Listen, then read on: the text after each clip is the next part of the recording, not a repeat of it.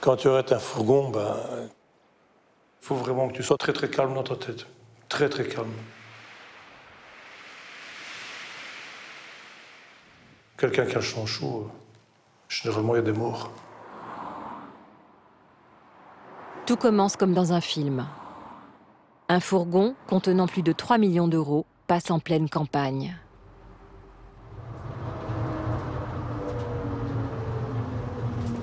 À l'intérieur, 2 convoyeurs. Ils ne le savent pas, mais cela fait plusieurs mois qu'ils sont surveillés. Quand c'est parti, que tu descends ta cagoule sur ton visage, t'es parti. Il n'y a plus que personne qui compte. Il y a lui et il y a le groupe.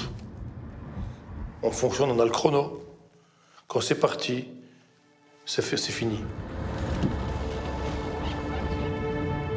En 1992, l'homme qui nous parle était l'un de ces braqueurs. Il s'appelle Nunzio Scarcella. Ça dure 1 minute 30. Stopper, vider, partir. Ça dure 1 minute 30. Monte tes mains! Monte tes mains! Monte tes mains! Si ça traîne, tu prends des risques. Monte tes mains! Ouvre la porte, pense à tes gosses! Vas-y! C'était facile, ouais. Si t'as une équipe qui fonctionne bien, c'était très facile. Tu voyais la peur dans les yeux des gens? Oui. Oui. Bien sûr. On tient ton pote, là! Ton pote, il est là, il va crever, donc tu la où? Tu ouvres la porte, maintenant! Vas-y! On le faisait pour l'argent, on savait bien ce qu'on faisait. Vas-y, les 5, les 5!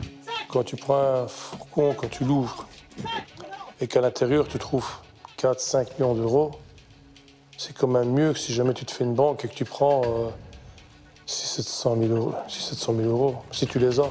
Tu vois, ça dépend.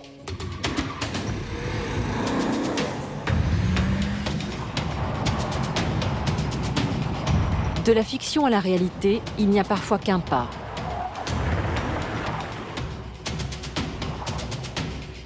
Ce soir, ceux qui l'ont franchi vous racontent. T'as pris combien? D'années ou d'argent? Comme tu veux. J'ai pris 18 ans. Et j'en ai presque fait 10. Ils sont 6. Tous fichés au grand banditisme. Tous anciens braqueurs. Ennemi public numéro 1, recherché pendant de longues années. Auteur de dizaines d'attaques, condamnés à des années de prison. La violence a toujours fait partie de leur vie, mais aucun d'entre eux n'a tué. Aujourd'hui, ils ont purgé leur peine et payé leur dette à la société. Pour la première fois, ces personnalités hors normes ont accepté, après des mois de négociations, de parler face caméra de leur histoire. Fait rarissime dans le grand banditisme, où tout reste secret, silencieux. Pour les approcher, gagner leur confiance, nous les avons rencontrés durant des mois sans caméra, jusqu'à passer un pacte. Nous ne les jugerons pas. En échange, eux ont accepté de se livrer personnellement durant des heures d'entretien. 1 an plus tard, nous avons tenu parole, sans trahir. Voici les témoignages exclusifs de ces bandits rangés.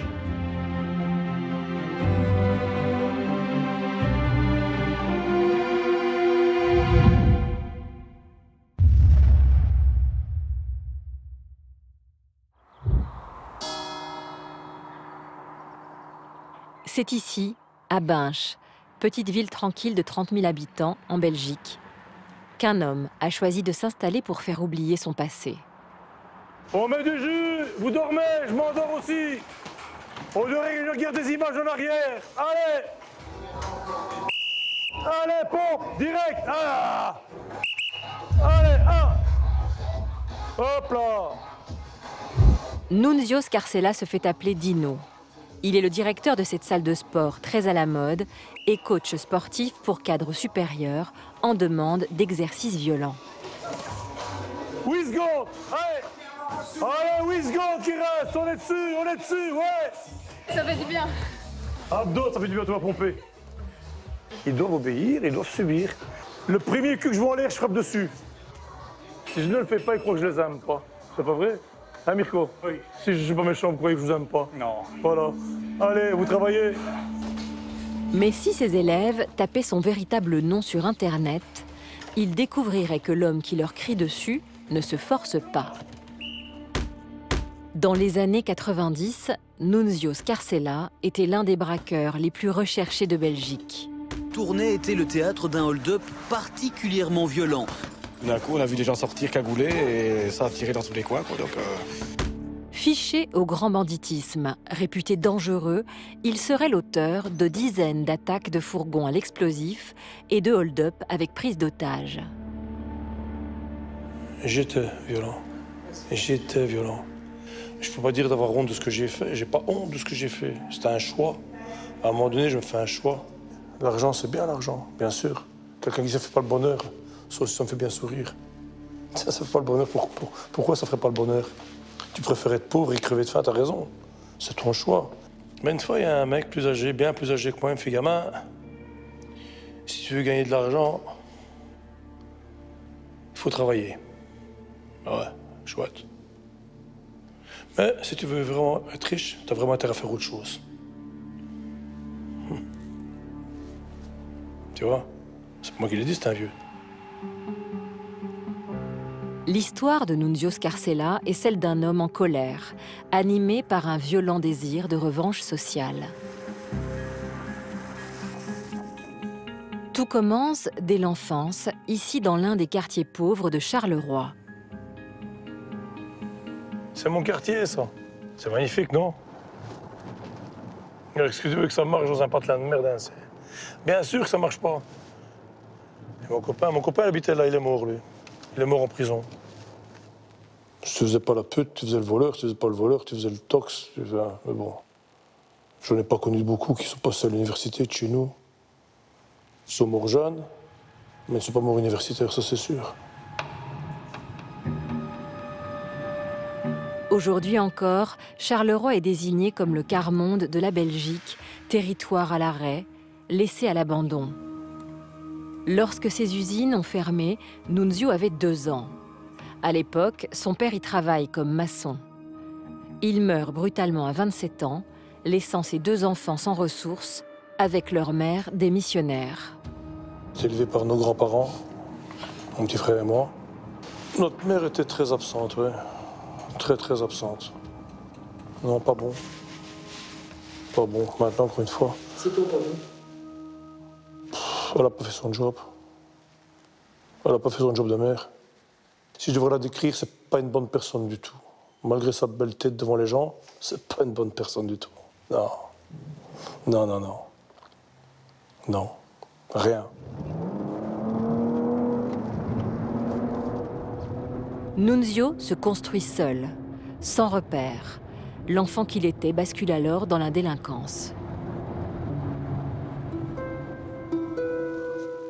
Et 7 ans, j'étais embarqué. Parce qu'on a été volé dans une maison. C'était crescendo, en fait. Le supermarché, puis ça commençait à être des tripostaux, des postes, des banques. Et des fourgons. La trajectoire de Dino peut être jugée classique, commune à d'autres braqueurs. Devenus des individus violents, dangereux pour la société, par soif de revanche. Dans le passé, cet homme au fond de l'église était de ceux-là. Un braqueur solitaire, prêt à tout pour l'argent.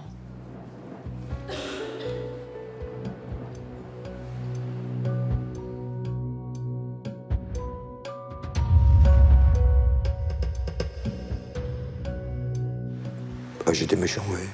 J'étais méchant, mais bon, il faut être méchant pour être braqueur, hein, parce que si vous n'êtes pas méchant, je pense pas que vous pouvez être braqueur. Hein.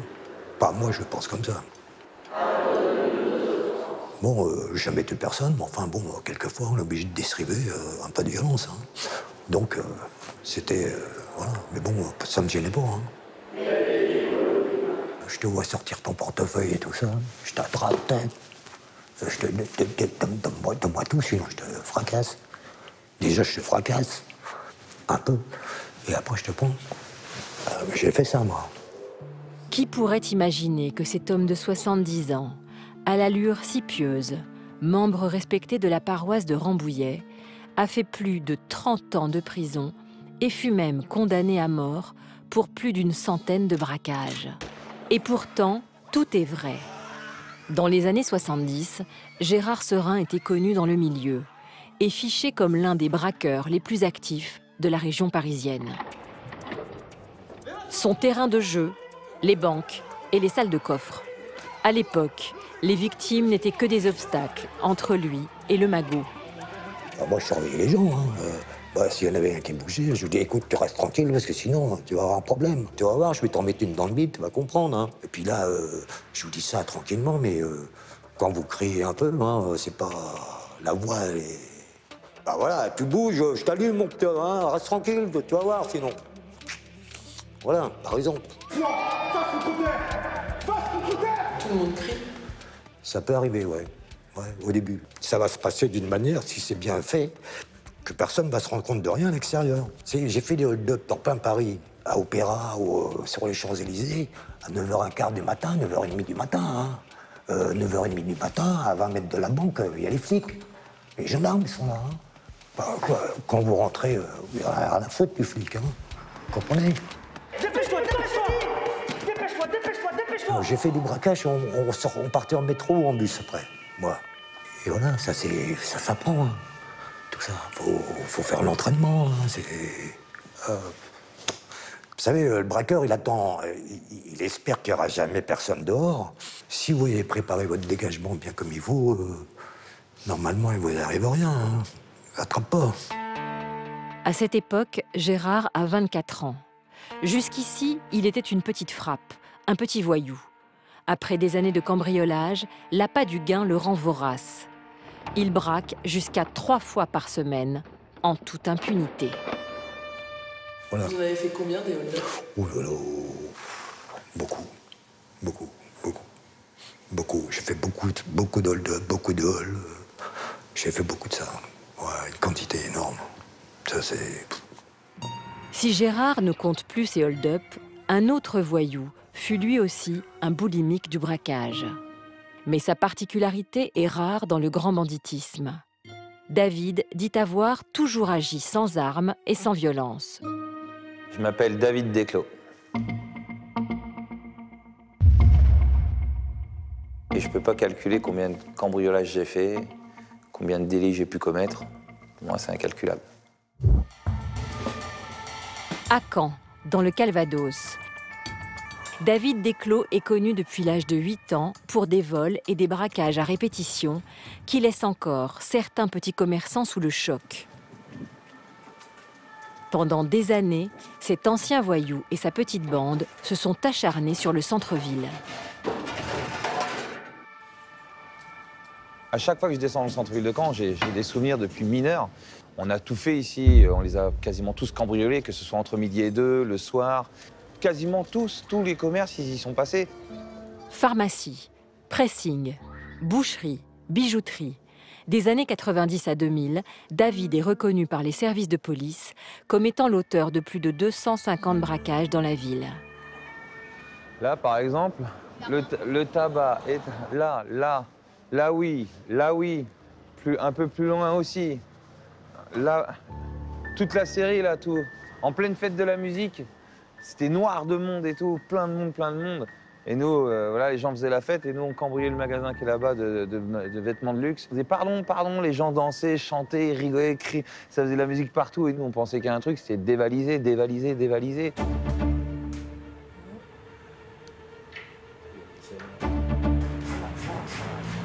Que ce soit le 14 juillet, la fête de la musique, Noël, jour de l'an. Celui-là, je l'ai fait. Celui-là, là-bas, c'est un souvenir. Je l'ai fait 5 fois, celui-ci. 7 jours sur 7, David et son équipe frappent à Caen, mais aussi dans toute la région du Calvados et de la Manche. Le matin, on faisait le vol à l'étalage. Entre midi et 2, on faisait les caisses entre midi et 2.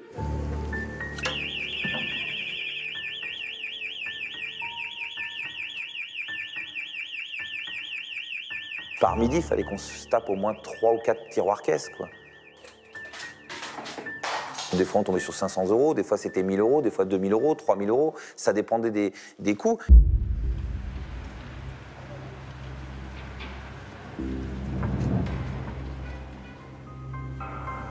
Je jouais au loup avec le personnel. Je me cachais dans des endroits. Et quand j'atteignais le bureau où il y a le coffre-fort, je fouillais, je trouvais la clé du coffre, j'ouvrais le coffre-fort, hop, je prenais les poufs à billets, tac, tac, je refermais le coffre, tac, et je partais. À cette époque, David et ses amis sont mineurs. Ils savent qu'ils n'ont pas à craindre la prison. En 6 ans, ils ont été maintes fois arrêtés par la police et toujours relâchés. Derrière cette délinquance se cache une histoire familiale difficile.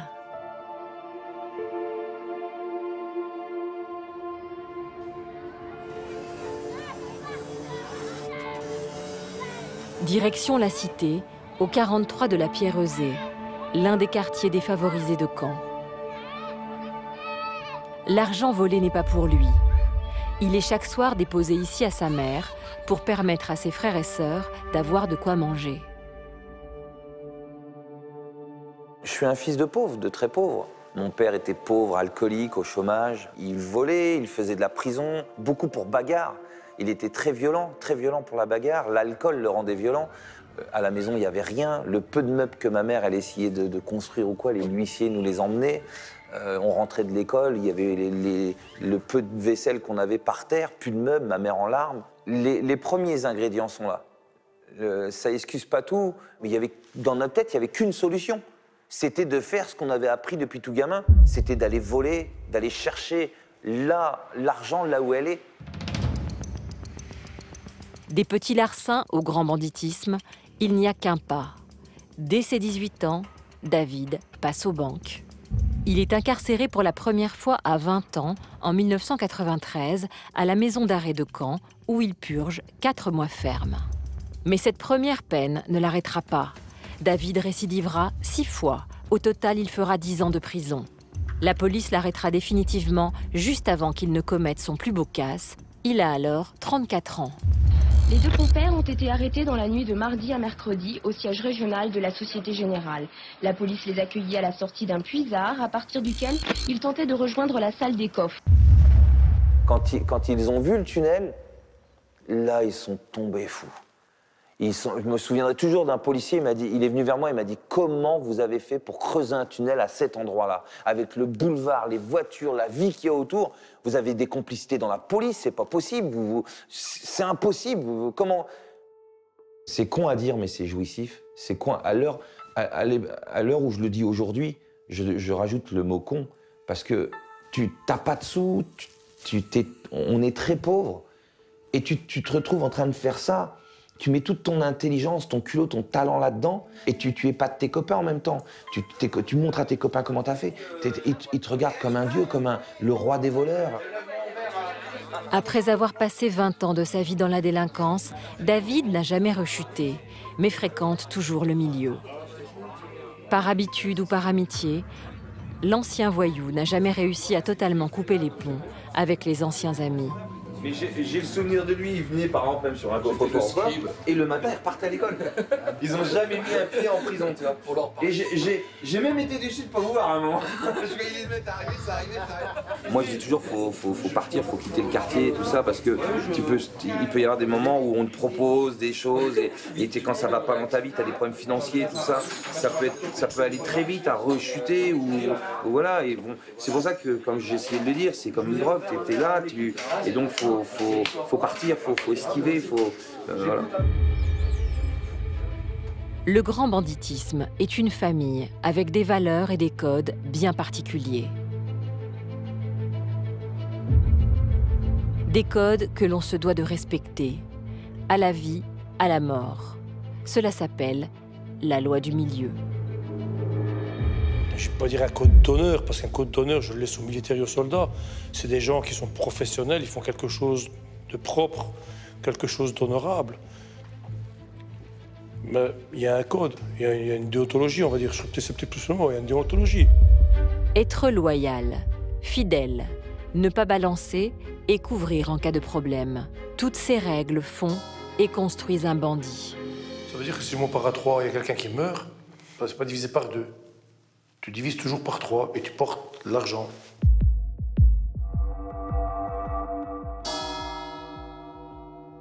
Si quelqu'un rentre en prison parce qu'il est arrêté, tu t'occupes de son avocat.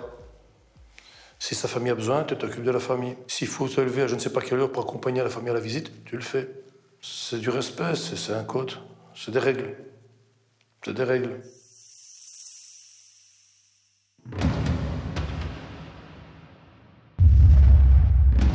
Dans ce monde, les règles sont là pour protéger, mais peuvent aussi détruire.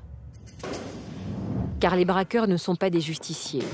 Quand l'un d'entre eux déraille et trahit, la sentence est cash. Je crois qu'on est plus barbares entre nous qu'avec les forces de l'ordre ou qu'on a affaire à des gens qui travaillent dans des banques ou des fourgons. Avec des gangsters, ben, c'est pas comme si tu avais une brouille avec un instituteur d'école ou avec des gens qui sont en gériatrie. Ça se passe tout le temps un peu trop mal, quoi. Et on oublie les politesses. La fin d'un braco qui réussit sonne l'heure du partage. Un partage qui se doit être équitable selon leur code. Mais un jour, Dino s'aperçoit que l'un de ses associés a fait transpirer son tas, comme on dit dans le milieu. C'était mon tas. Le plastique, il avait transpiré, donc il avait été ouvert et mal mis, et voilà, donc on a pris de l'argent. Après une brève enquête qui a duré 2 minutes, on a su que le voleur, c'était qui le voleur, donc on l'a attrapé, on lui a immobilisé la main.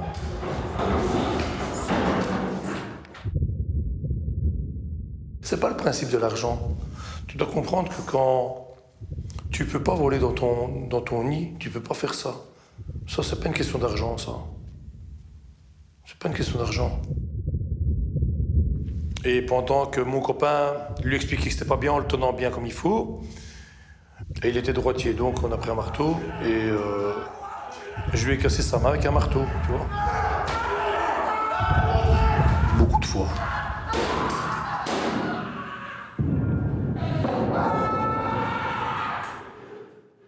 Il a avoué? Ben, on ne s'attendait pas à avoir des excuses, on ne s'attendait pas non plus à avoir des aveux. Ben, il était correct parce qu'il n'a pas fait ni d'excuses ni d'aveux, il a dit arrête. Ben, on a arrêté, mais après. Il serait malvenu de les plaindre. Mais il faut reconnaître qu'une expérience de braqueur hante à vie ceux qui s'y sont frottés.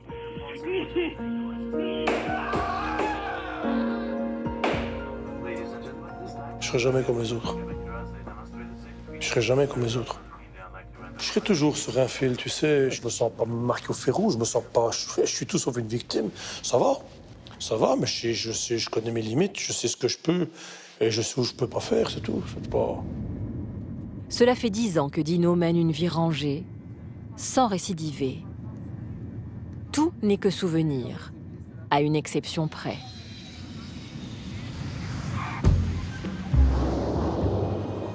Dès qu'il a du temps libre, Dino s'offre un séjour en Roumanie, à Bucarest. Il est là pour les affaires. Dino cherche à créer sa propre marque de vêtements de sport. Mais entre 2 rendez-vous, lui et son associé aiment s'offrir un petit moment de détente, une séance de tir. Je viens tirer en Roumanie parce qu'en Belgique, ça ne m'est pas permis. Ça ne m'est pas permis, il faut un casier judiciaire vierge, ce qui est loin d'être le cas.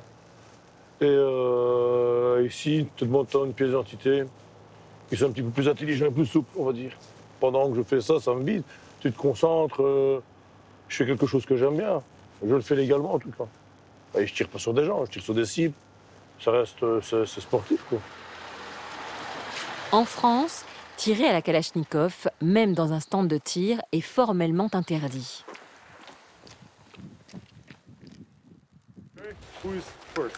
Tire à gauche. Avec, pour commencer, un Glock 17, une arme habituellement utilisée par des militaires en temps de guerre. Ça déstresse, franchement, ça déstresse.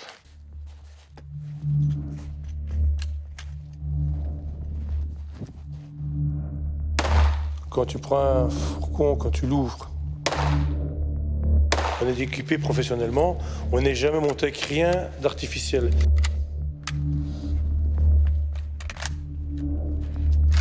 S'il y avait un lance-roquette, c'était un lance-roquette. S'il y avait un RPG, c'était un vrai RPG. S'il y avait tout ce qui était là, tout était fonctionnel.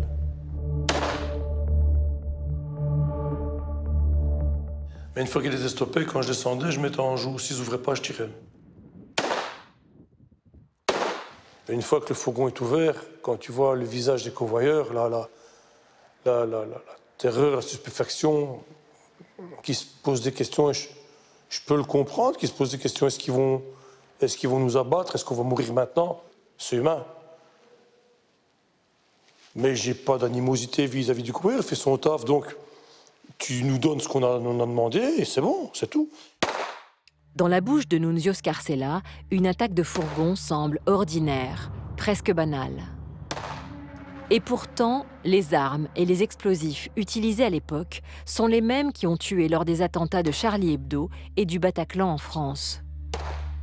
Des armes de guerre qui laissent souvent des victimes gravement blessées lorsqu'elles ne provoquent pas la mort. Dans les années 90 et 2000, les attaques de certains braqueurs font la une. Villers-la-Ville avait lieu l'une des plus violentes attaques de fourgon qu'ait connue la Belgique, laissant des victimes marquées à vie. Un visage face à moi, une arme, on me tire dessus.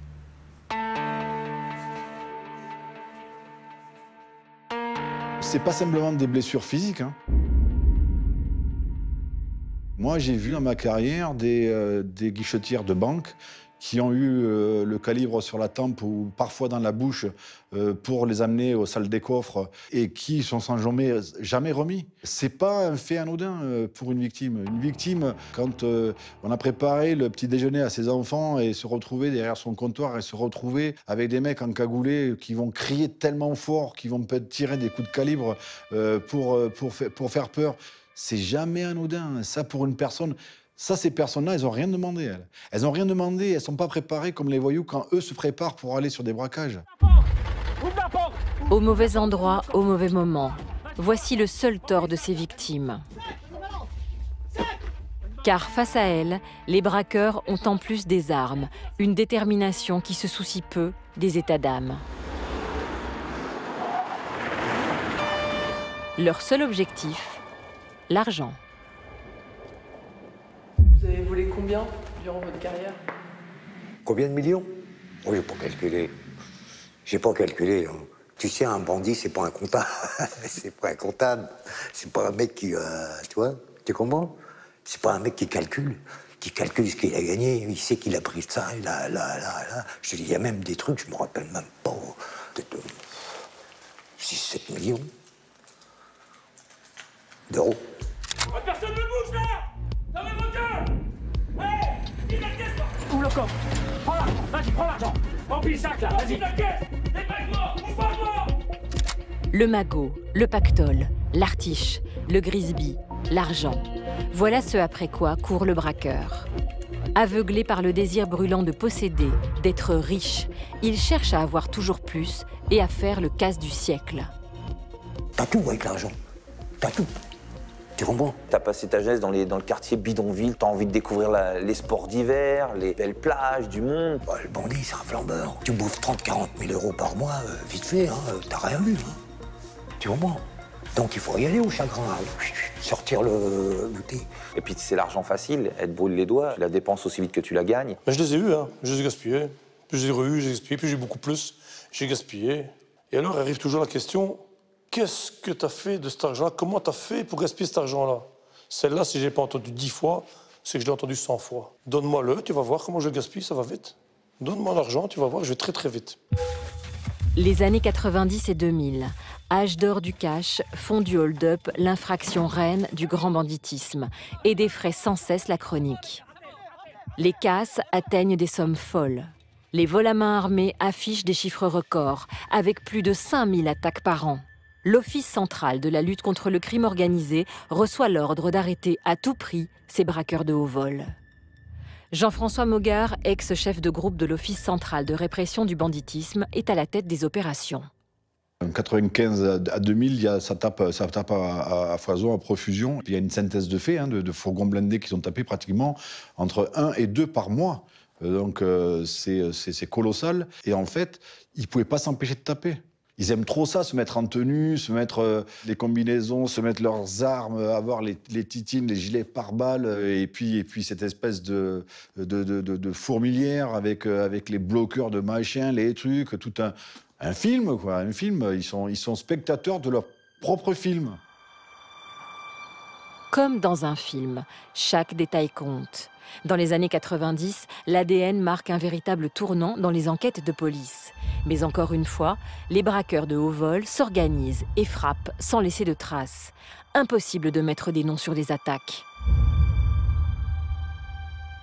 C'est pour ça que sur les derniers temps, les braqueurs, quand ils montaient, ils étaient équipés sous cellophane, quoi. C'était des paquets cadeaux. C'est comme quand tu sors du BHV. Les mecs, ils se mettaient 3 couches de pantalon, ils se mettent du scotch américain entre les gants et les poignets de leur combinaison. Ils mettent bien sûr les tours de cou, ils mettent leur cagoule pour éviter de perdre des cheveux. Mais ce qui va perdre ces braqueurs et aider Jean-François Mogard, c'est leur soif d'argent. L'envie d'avoir toujours plus va les pousser à monter des coups toujours plus gros et à ouvrir les groupes à de nouvelles recrues pas toujours fiables.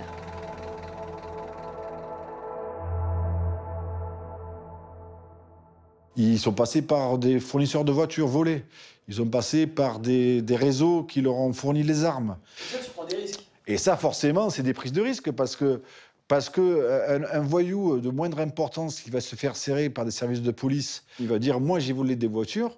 Effectivement, qu'on servi sur des braquages de fourgons blindés, mais moi, je les ai, pour information, si ça peut m'arranger, je les ai fournis à telle personne.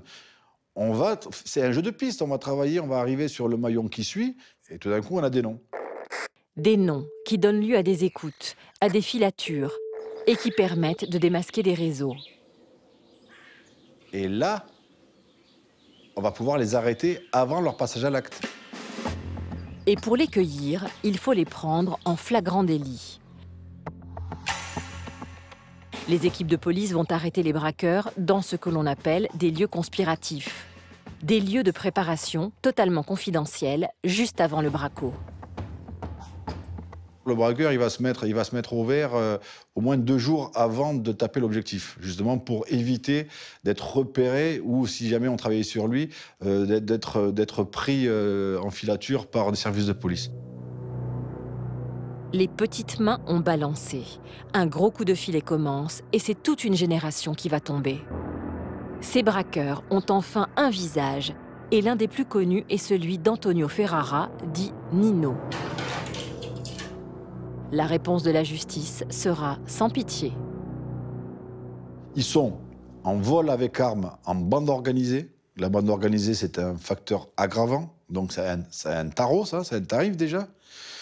Ils ont souvent séquestration et enlèvement, parce que souvent ils tiennent en respect ou ils mettent le calibre sur la tête, sur les convoyeurs pour pas qu'ils bougent. Et puis il y a les tentatives d'homicide et puis des homicides, parce qu'il peut y avoir en dommages collatéraux, et il y a eu, l'histoire l'a dit, des témoins ou des policiers qui sont restés au tapis.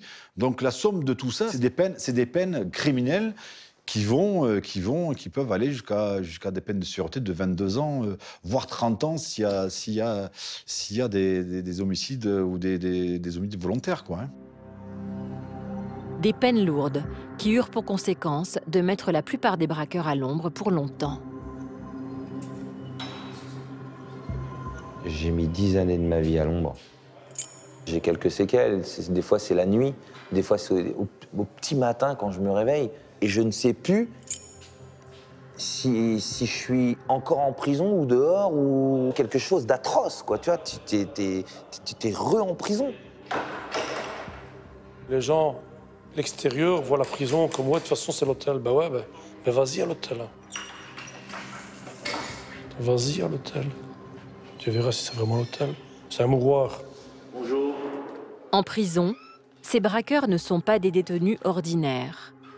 Vus comme des dangers pour la société, ils font partie des DPS, détenus particulièrement surveillés, avec des conditions de détention à la dure.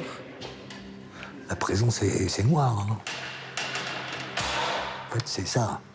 C'est exactement ça, et peut-être plus noir qu'ils pensent. Parce que c'est masqué. Et que des gens comme moi, qui vont parler de la prison, les gens, ils pipotent ou... Mais en vérité, ils pipotent pas, les mecs. En 1975, Gérard prend 7 ans. Il s'évade 4 ans plus tard. En 1980, le braqueur est condamné à mort par contumace au tribunal de Créteil. Au final, la vie de Gérard sera une alternance violente entre prison et hold-up. Il fait en tout 30 ans de prison. Moi, quand j'étais en prison, j'étais un destructeur déjà. Un destructeur, j'étais destructeur dehors, mais en prison, j'étais un destructeur. On ne pourrait pas venir me casser les pieds. L'agressivité, elle est partout. Partout. Il faut faire du mal pour se faire respecter. Si vous ne faites pas respecter, vous êtes soumis et tout ça. Donc, après, une fois que vous en avez allumé un ou deux, les autres, ils ne vous approchent pas. Gérard passera un tiers de sa vie derrière les barreaux, dans les quartiers de haute sécurité des plus grands centres pénitentiaires de France. Quand le surveillant il venait ouvrir la porte, on les entendait qu'ils ouvraient la porte pour les propins, tout ça. Moi, j'étais tout le temps derrière la porte. À peine qu'ils mettaient la clé, boum, je poussais la porte. Que le maton derrière, ce genre de comportemental, hop, direct. Tu te prends une dérouillée, tu t'en vas au mitard. Ils vous attrapaient, ils vous traînaient les pieds et vous emmenaient jusqu'au mitard. Et alors, vous descendez les escaliers, ils vous tirent par les pieds, donc la tête, quand vous arrivez au mitard, vous êtes en sang. Hein. Et j'ai même connu le mitard à la santé, pas de drap, pas de... Tu mangeais un jour sur deux. Et en plus, le matin, quand tu te réveillais, j'ai fait le mitard l'hiver, tu te réveillais, t'es gonflé de froid. Hein. En prison, Gérard résiste à tout. Parce que t'es indomptable quand t'es dans la haine. On te fait pas plier, tu comprends? Y'a rien qui te fait plier. C'est toi. Ou alors il faut qu'ils te mettent dans l'évanouissement. Et crois-moi, ça se passe souvent comme ça. Ces conditions d'enfermement ne sont pas étrangères à Gérard. Résister aux coups, vivre enfermé, a toujours fait partie de sa vie.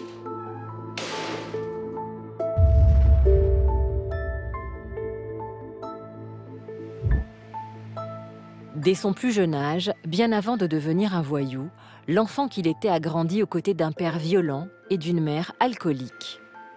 À 13 ans, son père le place dans l'une des maisons de correction les plus dures de France. Il devient alors l'un des enfants martyrs de la colonie de Saint-Hilaire. Saint-Hilaire, oh la vache. Ça me fait quand même drôle d'être venu là. Hein. Ça fait quand même 50 ans. À quelques kilomètres de Tours, Saint-Hilaire ouvre ses portes dès 1842 pour redresser des enfants venus des 4 coins de la France. La plupart sont issus des villes, détenus pour la grande majorité sur demande de leurs parents ou des faits de délinquance. Ils ont entre 7 et 18 ans. Gérard, lui, y restera enfermé jusqu'à sa majorité. Je ne reconnais pas trop. J'ai reconnu les bâtiments au fond parce que c'est là qu'il y avait qu'on avait des cellules. Là. On va passer là. C'était là, en fait. Tu vois, c'est là qu'on était. Putain. Oh, dis donc, ouais. Derrière cette fenêtre, l'une des 240 cellules pour mineurs. Avant, il y avait des barreaux. C'est la première fois que Gérard revient sur les lieux de son enfance. Et les souvenirs sont encore très présents, plus de 50 ans après. Et voilà, ouais. Voilà, ma piole, elle devait être là, mais c'est l'autre. Ouais, ça fait bizarre quand même, ouais. Et on va regarder par là, ouais. Une aile de ce bagne pour enfants est restée intacte. L'aile de Gérard. Celle où il a vécu enfermé toute son adolescence.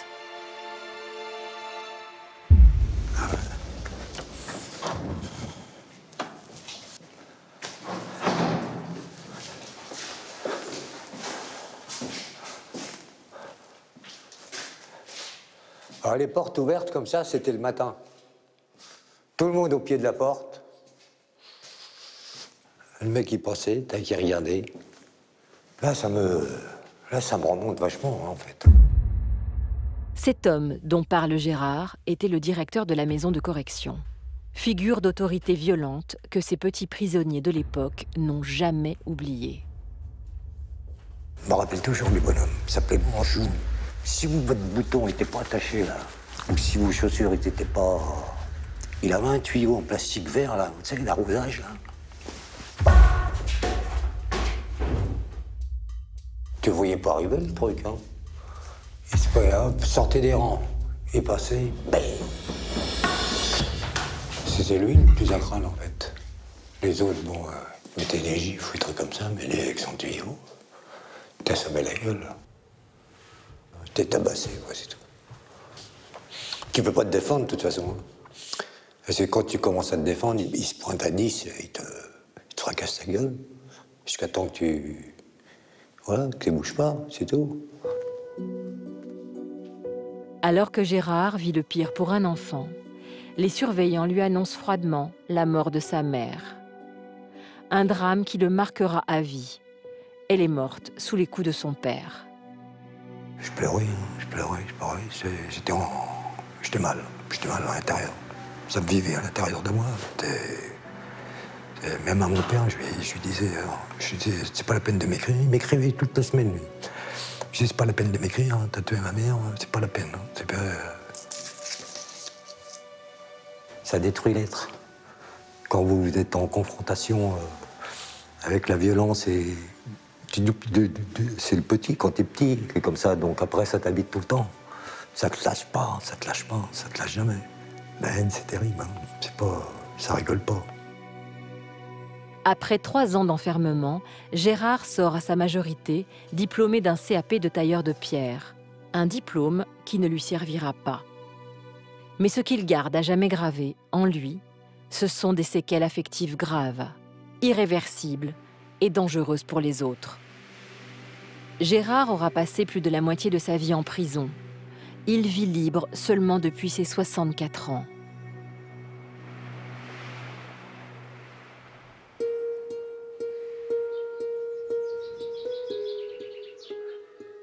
Après avoir purgé leur peine, certains cherchent à sauver les autres d'un parcours aussi violent.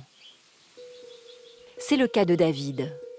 Lui a passé plus de 10 ans en prison et revient pour la première fois en homme libre dans les couloirs du centre de détention d'Argentan, près d'Alençon. Bonjour, je suis David Desclos, je viens jouer mon spectacle. L'ancien braqueur, devenu comédien, s'est associé au ministère de la Justice pour aider les détenus à s'en sortir après la détention. Il joue son spectacle dans toutes les prisons de France depuis 3 ans déjà. Si je vais jouer ce spectacle en prison devant tous ces jeunes, je me dis qu'il y en a un paquet qui sont sauvables. Pour comprendre, il faut l'avoir vécu. Et moi, bon, je l'ai vécu et je sais qu'il y a une façon de leur parler. Tu peux pas être moralisateur. C'est pas comme ça qu'il faut leur parler. Il y a vraiment une façon de faire. Et venez, on fait semblant de voler le surveillant. On va pas dire qu'on va tous les sauver, que demain c'est Mickey, ça y est, il n'y a plus de voleurs, plus de cambrioleurs. Non, il y en aura tout le temps. Mais le peu qu'on va sauver, il faut le faire. J'aurais aimé qu'on le fasse pour moi. J'aurais aimé qu'on me fasse gagner du temps.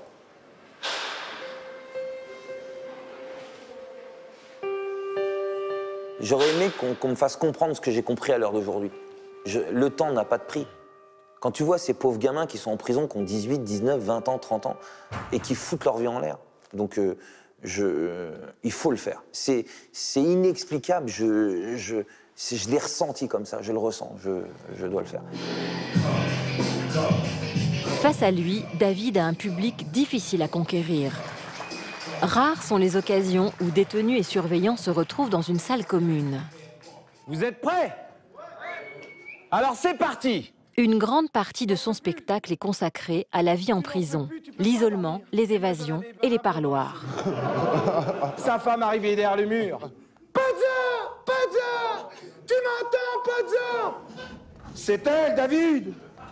C'est elle! Ouais, je t'entends, et toi, tu m'entends? Oui, je t'entends, et toi, tu m'entends? Hé! Lundi, tu viens au parloir? Ben oui, je viens au parloir! Alors viens en jupe, en jupe! Là, il réveille tout le monde. Hé, Pozzo! Pozzo! Dis-lui qu'à mettre un string! Un string!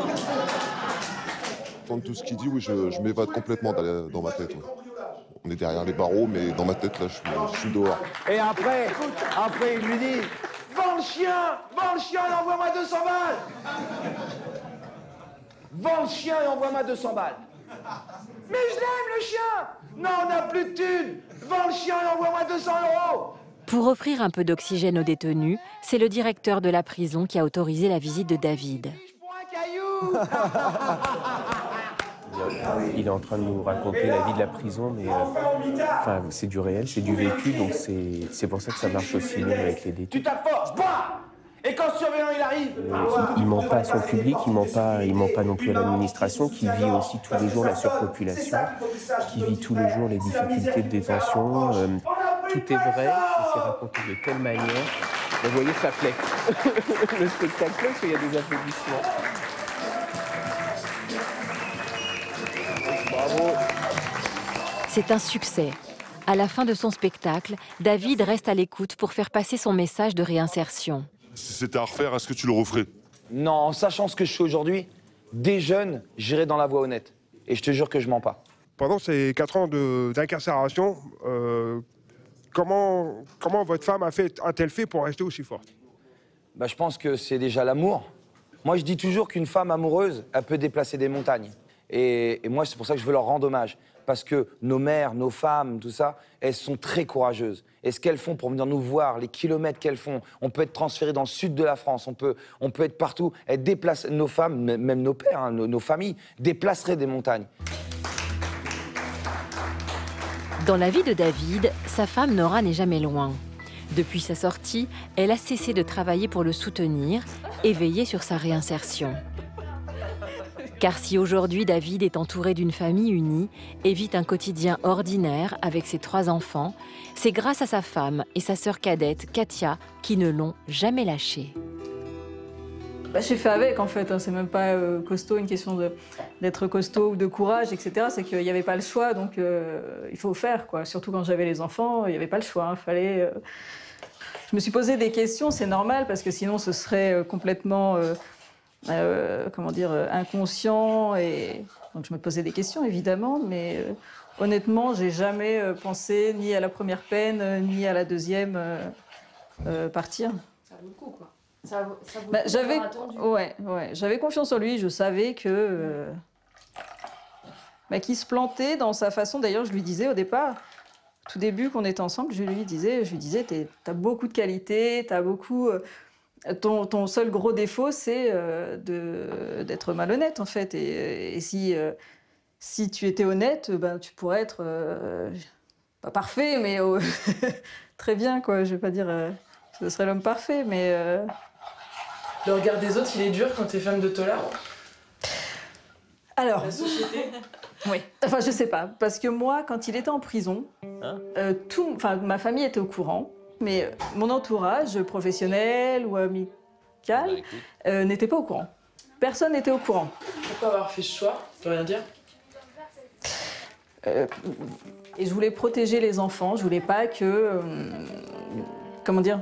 Qu'ils aient ce passif en eux qui pourrait peut-être influencer leur... c'est de ça qu'on a peur, en fait. Voilà, c'est ça. Que ça pourrait avoir sur eux. Pour protéger ses enfants, Nora ne leur a jamais dit la vérité. Les enfants adorent les crêpes.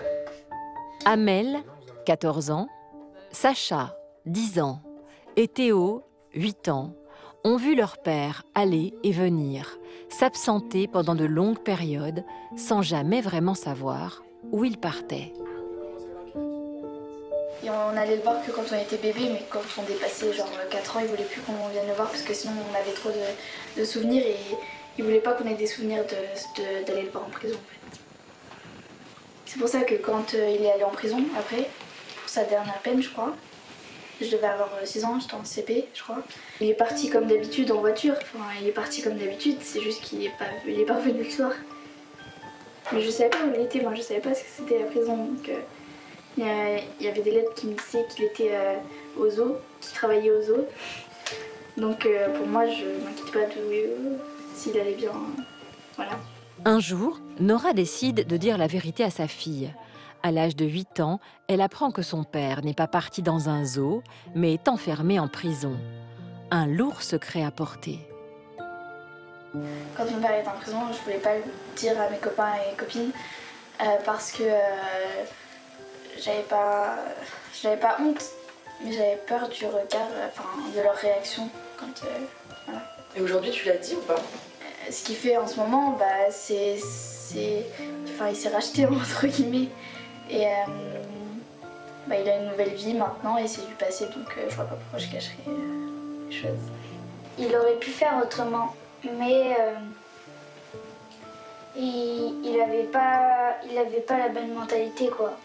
Le fait qu'il était dans la cité avec des mauvaises influences, et après du coup il n'a pas eu la bonne mentalité. Du coup après ça l'a mené à voler. Il nous dit que si jamais on volait, on pouvait prendre des belles sommes, certes, mais qu'à la fin on allait toujours se faire attraper et pas revoir sa famille pendant longtemps. Du coup il nous a dit, franchement on volait pas. Ce serait un gâchis énorme, et mes enfants le comprennent.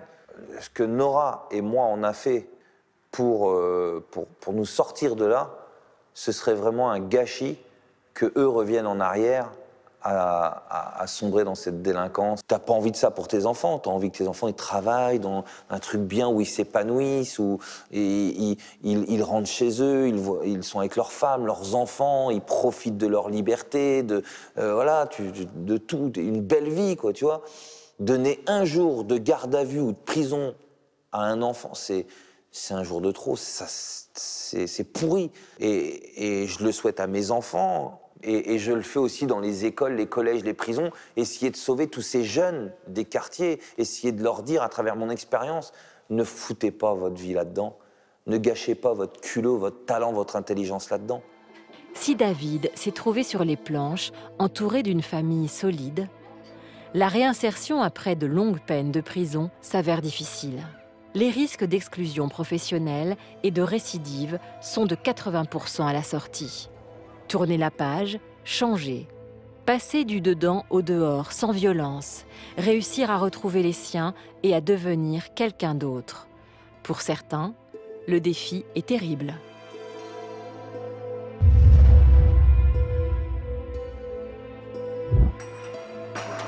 Nunzio Scarcella est de ceux-là. Après 10 ans de prison, il sort en 2008 dans un état psychologique fragile. Et malgré un soutien familial solide et une bonne réinsertion professionnelle, l'homme violent qu'il est va tout détruire. Quand tu ressors dehors, les gens parlent trop vite, tout va trop vite, ils parlent trop fort, ils parlent trop tout court de toute façon. Et ça aide beaucoup d'avoir quelqu'un dehors qui te soutient. J'ai une femme qui m'a attendu pendant ce temps-là, tu vois. Je suis quand même resté longtemps, hein. Je suis resté 23 ans, moi, avec ma femme. Et je pense que j'aurais dû laisser de l'espace. Mais quand tu as une drôle de vie, quelqu'un de logique, quelqu'un de socialement intégré, il ne peut pas comprendre ça, que tu as une façon de fonctionner différente, que tu es tout le temps en train de stresser, une porte qui claque, un boom quelque part, ou une sirène, tout simplement, ou quelque chose qui n'a pas, ou que tu n'as pas trouvé la bonne place, parce que tu as des tocs, parce que... Et mes colères, elles allaient très vite, parce que c'est comme quand je travaillais, je montais très très vite. Et à un moment donné, je pensais que tout le monde était fou. J'ai vraiment pensé que tout le monde était fou. Je suis entouré de fous. Ils sont tous fous. Puis quand Quand ma femme est partie, j'ai compris que peut-être que c'était moi qui étais fou.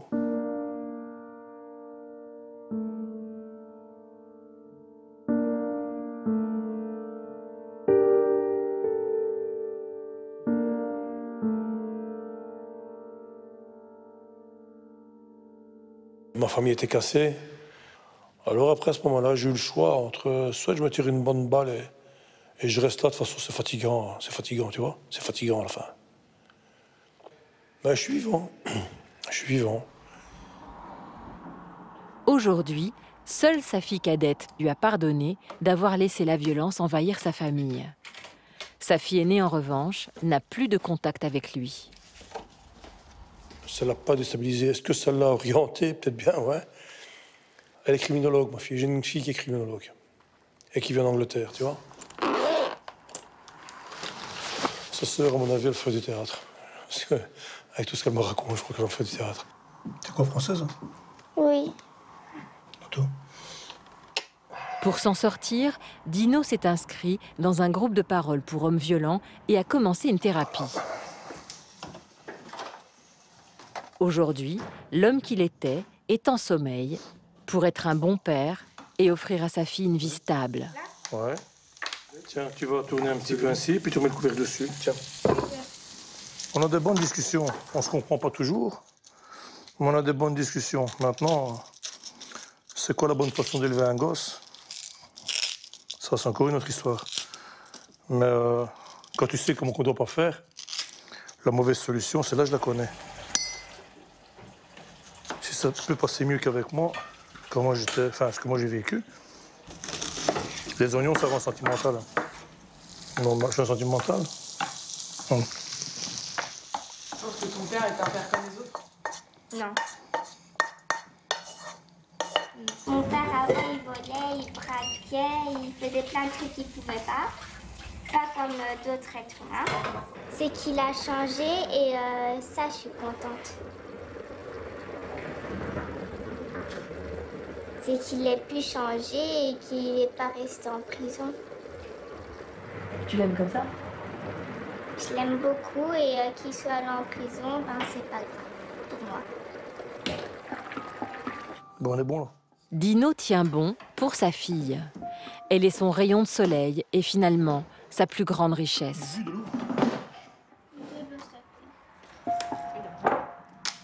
La première chose, c'est que qu'elle ne dépende jamais d'un homme. Ça, tout simplement, jamais. Mais alors, jamais. Si on dépend d'un homme, mais tu ne sauras rien faire à part de faire tout ce qu'il te dit. La relève est assurée. C'est bien. Le père et la fille semblent être faits du même bois. C'est plutôt le caractère de mon père. Ça veut dire quoi? Ben, je peux être très gentille, mais dès qu'il y a un truc qui va pas, je peux me contrôler. Mais s'il y a trop de trucs qui vont pas, ben, je peux péter un plomb. C'est ma fille. J'ai fait que ça de bien. 2 beaux bébés, j'ai fait. Un grand et un moins grand, mais je débarrasse. Le lien affectif. La famille est pour les anciens voyous l'antidote miracle, garant d'une réinsertion réussie. À sa sortie, Gérard, lui, était seul, jamais marié et sans enfant. Ce loup solitaire sort de plus de 30 ans de prison. Sans toit pour dormir, Gérard aurait pu terminer à la rue, sans la fondation chrétienne du Bon Larron, qui loge chaque année des anciens détenus dans le besoin. Quand je suis sorti de prison, j'avais rien dans les poches. J'ai un ami qui m'avait écrit en prison, un éleveur de chevaux. Je l'appelle, je lui dis, écoute, faut que tu me trouves un logement, parce que ça va plus là, je vais exploser. Et il m'emmène dans la maison, le Bon Larron. Tu connais l'histoire du Bon Larron? Quand Jésus il est sur la croix, il y a 2 mecs à côté, 2 criminels. Il y en a un, c'est le Bon Larron. C'est celui qui s'en va en premier avec le Jésus au paradis. Je suis arrivé dans cette maison-là, moi. Gérard occupera l'une des 4 chambres de cette maison pendant près de 2 ans. Ici, il réapprend à vivre, aux côtés des bénévoles et d'autres anciens détenus comme lui, jusqu'à ce qu'une lumière vienne l'éclairer. J'ai senti à l'intérieur de moi que j'avais plus la moelle. Changé, en fait. Je me sentais plus dans ce mal à faire. Alors là, je me suis retrouvé, attention, j'ai eu peur, hein, je te dis franchement, là aussi j'ai eu peur. Tu vois, je me suis retrouvé avec un disque dans la tête, tu vois, pendant 3-4 jours. Le chemin du bien, chemin du bien, chemin du bien, chemin du bien, mais tu crois devenir fou quand t'as ça dans ta tête. Je me suis vomi, hein. Je me suis vomi de ce que j'étais.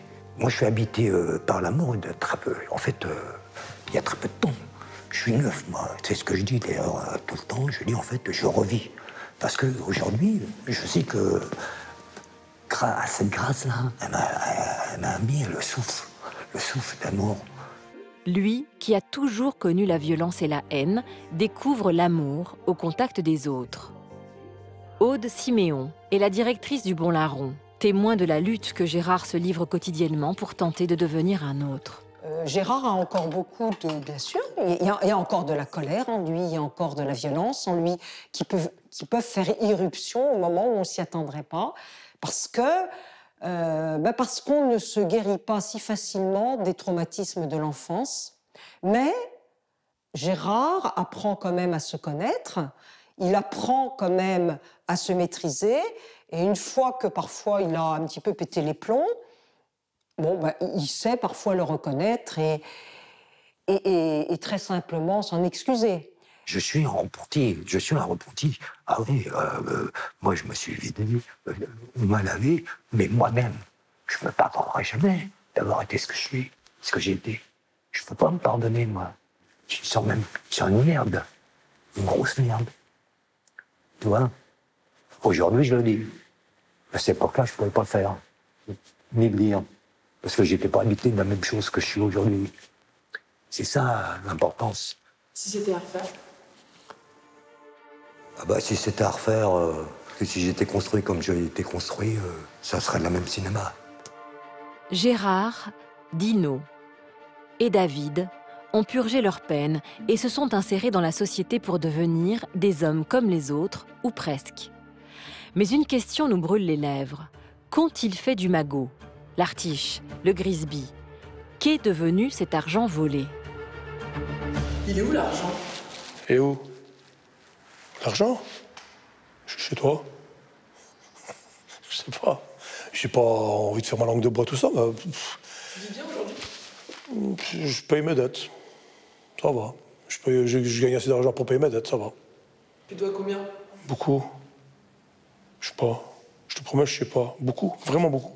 Quand tu te fais prendre, les policiers te prennent tout, quoi. La justice te prend tout. T'épluches tous tes comptes, ils regardent si t'as le moindre truc à ton nom, même voiture, voiture, immobilier, tout ça, voilà. Donc ils te prennent tout. Et puis quand t'as un peu d'argent de côté, les années de prison et de cavale te fait tout manger, quoi. Tu manges tout, tu perds tout. À la finale, quand tu sors de prison, t'as une main devant, une main derrière, t'as plus rien. Vous vivez de quoi aujourd'hui? Je vis tranquillement, simplement, modestement. J'ai eu de la chance parce que j'ai jamais travaillé dans ma vie, hein, et on m'a filé une retraite, alors pour inaptitude au travail. Sérieux, tu connais pas ça? Inaptitude au travail. Quand tu sors, j'ai eu ça en prison à 61 ans. Elle coûte combien cette retraite? C'est un petit truc, c'est 900 balles, 900 €. Mais bon, il y a des gens qui ont travaillé toute leur vie. Moi, je dis, j'ai eu de la chance d'avoir ça. T'as plus jamais envie d'aller braquer une banque? T'as des envies encore?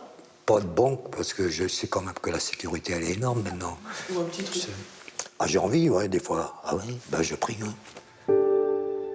L'histoire de Dino, Gérard et David est celle de 3 hommes en marge de notre société qui, après des années de prison, ont fait le pari de vivre comme les autres. Dino a décidé de se spécialiser dans le sport et lance sa propre marque de vêtements. David joue sa propre histoire sur scène, comme pour exorciser son passé de multirécidiviste.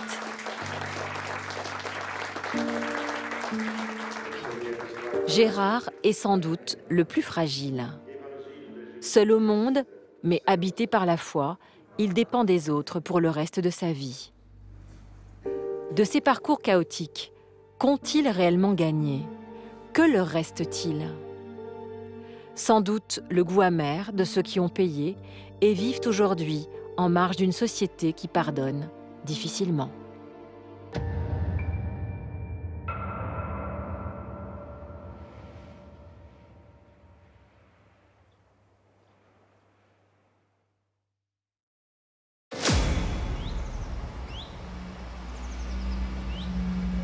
On est au-dessus de tout. On braque, on voyage, on dépense. On claque des fortunes. Là, je peux dépenser cet argent-là parce que c'est pas grave, j'offre un fourgon derrière.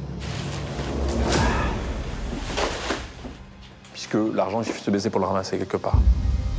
Tout commence comme dans un film. Des braqueurs préparent l'attaque d'un fourgon. Cela fait plusieurs mois qu'ils fomentent leur coup. Et je trouve que le moment le plus excitant d'un braquage, c'est l'idée. C'est d'aller chercher quelque chose qui est impossible à prendre. En 2000, l'homme qui nous parle était l'un de ces braqueurs. On pense à toutes les possibilités qu'on peut rencontrer. Si la police arrive, si on a un de nos gars qui se fait tuer. Il s'appelle François Trouquens. Et tu peux pas penser à la victime en fait à ce moment-là. C'est comme quand tu fais la guerre. Tu dois gagner une bataille et donc tu commences pas à penser au type sur qui tu vas tirer ou à ton ennemi. Tu penses uniquement à l'action que tu vas devoir commettre.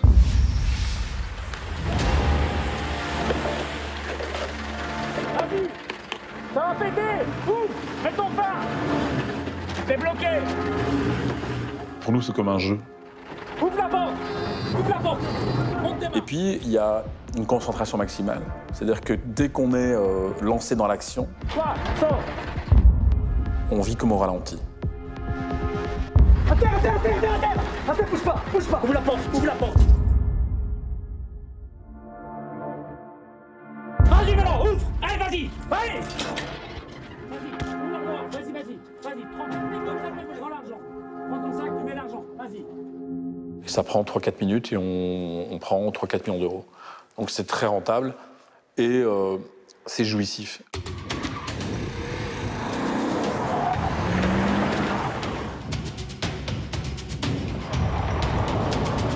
De la fiction à la réalité, il n'y a parfois qu'un pas.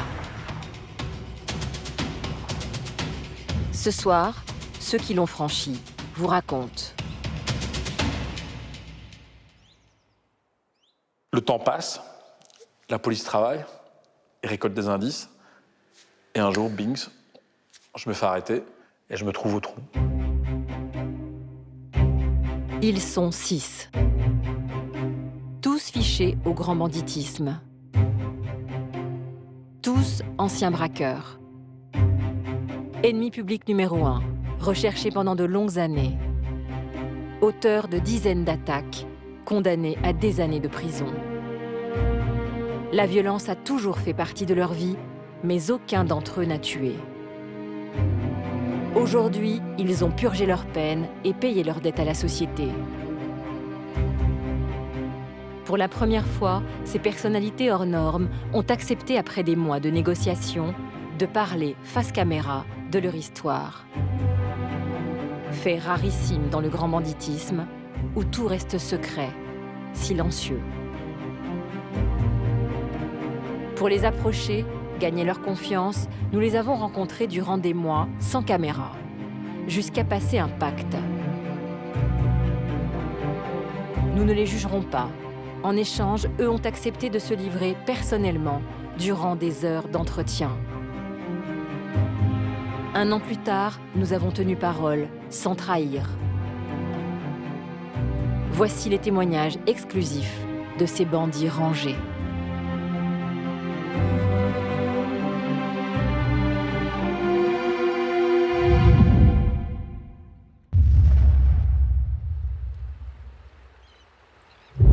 « 15 ans plus tard, quelque part en France, François Trouquens est un homme ordinaire. Depuis sa sortie de prison en 2015, le braqueur est devenu réalisateur de films. Mais dis-lui, toi, je suis pas un truand, moi. Je suis pas un truand. Non, non, je suis pas un truand. Par contre, je suis un tueur.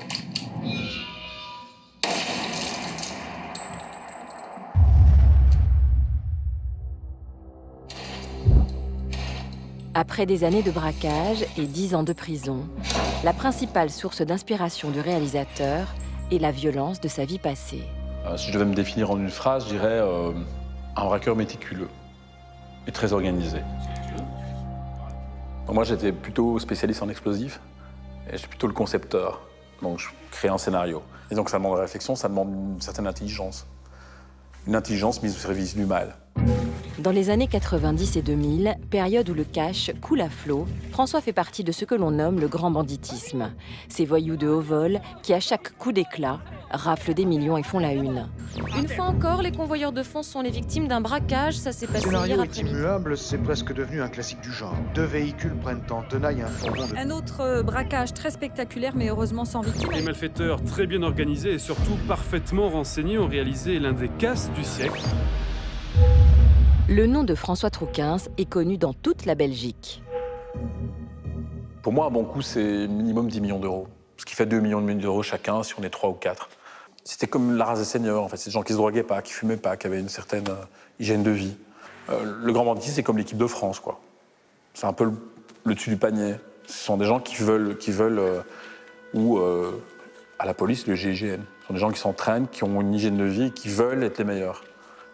Pour arriver à un but, c'est-à-dire être une performance ultime. Voici à l'époque comment la presse qualifie ces méfaits.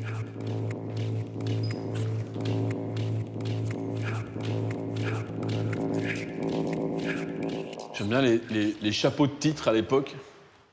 Les braqueurs du fourgon détenaient un arsenal, des truands équipés comme des mercenaires, fourgon rien que des armes de guerre, une véritable armerie. Enfin, c'était un peu ciblé là-dessus, quoi.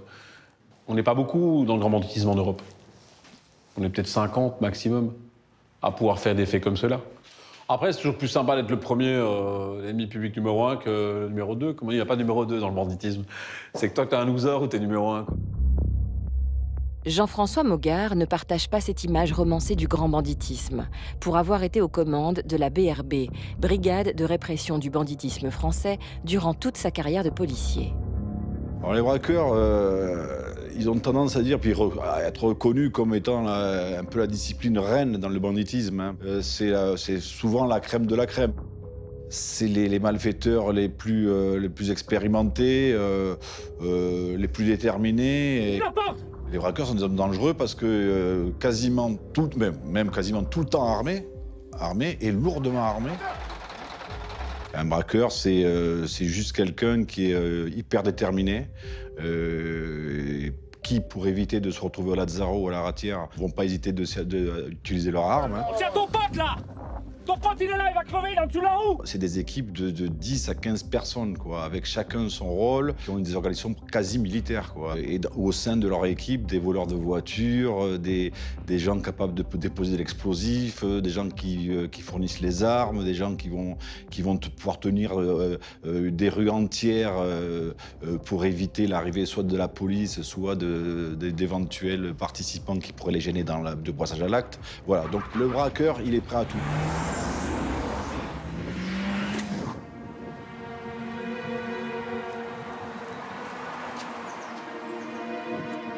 Quels sont les ingrédients qui construisent un ennemi public numéro 1? Comment devient-on cet homme tant recherché?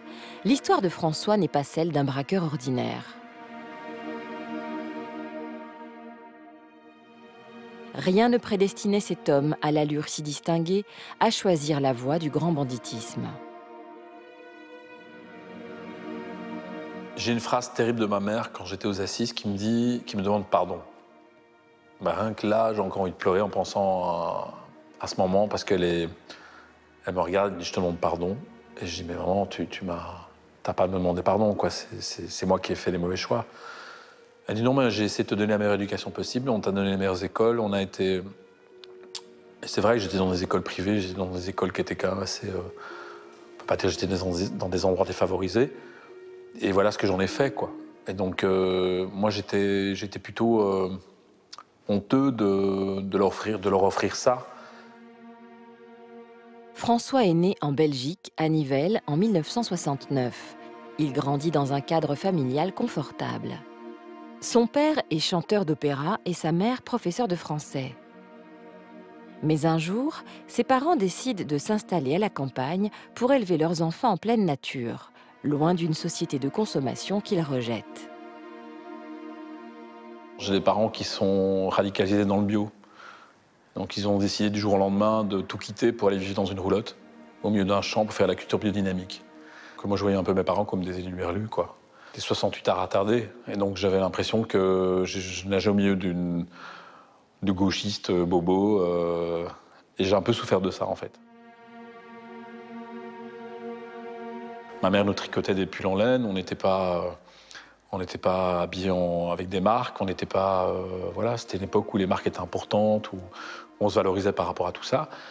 Et nous, on arrivait avec des grosses chaussures en cuir, avec un pull en laine bio, qui grattait, qui sentait le mouton. Et moi, quand un mec me faisait des railleries, je lui mettais mon poing dans la gueule. Donc j'avais des problèmes à cause de ça. Et donc la violence m'a permis aussi de tout de suite me faire respecter. Et ça marchait. Donc il suffit de taper le plus fort pour avoir la paix après, quoi. Plutôt beau garçon, dès l'âge de 15 ans, François se construit contre le modèle parental. Loin de la vie au naturel, lui rêve de luxe, de femmes et d'argent. Mais je voulais jouir de la vie, je voulais voyager, je voulais avoir ce que les autres avaient, et je voulais être à l'égal des autres, en fait. C'est le rêve de tous les gosses. Avoir une belle voiture et pouvoir sortir et avoir une jolie blonde à leurs bras, quoi. À l'époque, François a tout juste 20 ans. Il vient de plaquer ses études de trompettiste au conservatoire et se rêve en homme d'action. Il devient garde du corps pour riche homme d'affaires. Mais un jour, son patron se retrouve en prison et tout s'écroule. François est sans travail et sans argent. Et c'est là que j'ai eu une idée complètement débile. Je lis un livre qui raconte l'histoire d'un braqueur. Ça s'appelait Bandit d'honneur. Et ce livre, en fait, c'était un peu une délivrance dans le sens où je me dis, mais en fait, c'est génial cette vie-là. Étrange projet, mais François semble avoir trouvé sa voie. Il sera braqueur et décide d'organiser son premier coup. Je postule en tant que transport de fonds et je me fais engager tout de suite. Le lendemain, je deviens convoyeur avec l'idée de faire un casse. Dès que je commence à travailler dans le transport de fonds, j'apprends, je découvre. Et je suis assez surpris de voir la quantité d'argent qu'on transporte. Donc je me dis, je vais étudier toutes les techniques, je vais analyser toutes les routes et je vais trouver la parade.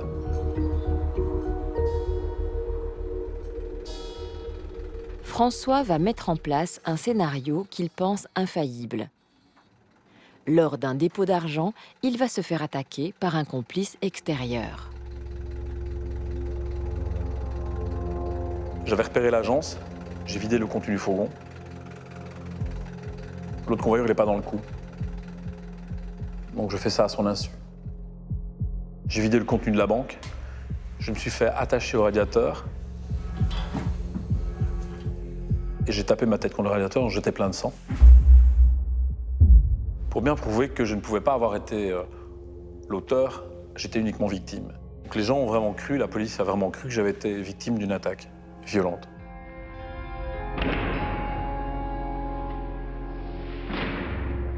Et là, c'est un moment incroyable parce qu'on pense à l'argent qu'on a piqué, et tout ce qu'on va pouvoir faire avec. Et c'est ce sentiment de liberté que j'ai adoré. Et j'ai trouvé ça tellement facile. Et le pire, c'est que j'ai même pas été interrogé. En tout, François et son complice ramassent 1000 millions de francs belges, soit 2,5 millions d'euros. La Dolce Vita va durer 1 an. Jusqu'au jour où son complice craque et le dénonce aux policiers. La justice condamnera François à 4 ans de prison ferme. Je me retrouve dans ce trou et je dis, au bout de 7 jours, j'avais compris, quoi. Je me dis, je vais pas passer 5 ans ou 10 ans dans un truc comme ça, c'est pas possible. C'est comme si je passais 10 ans là, quoi. Dans du béton, dans un univers complètement vide. Et encore ici, il fait calme. mais dans un univers où il y a du bruit en permanence.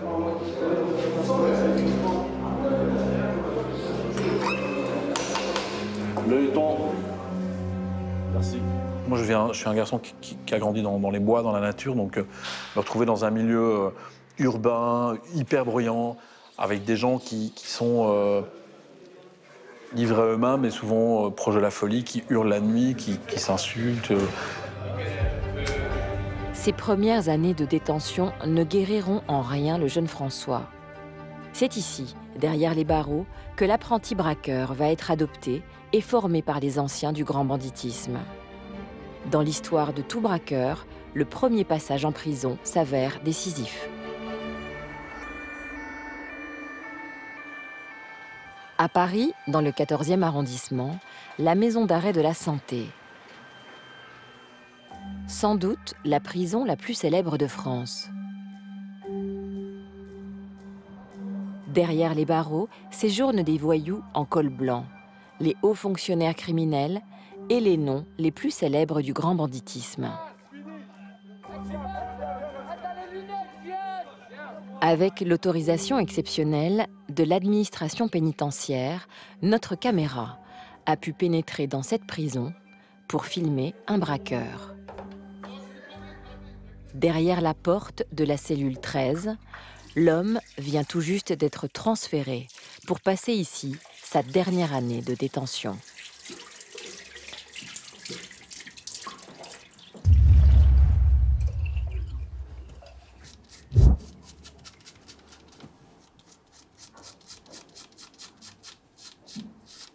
Je m'appelle Khaled Miloudi et je suis toujours en prison. J'ai effectué 22 ans d'incarcération. Pourquoi? Vol à main armée. Et tentative de meurtre.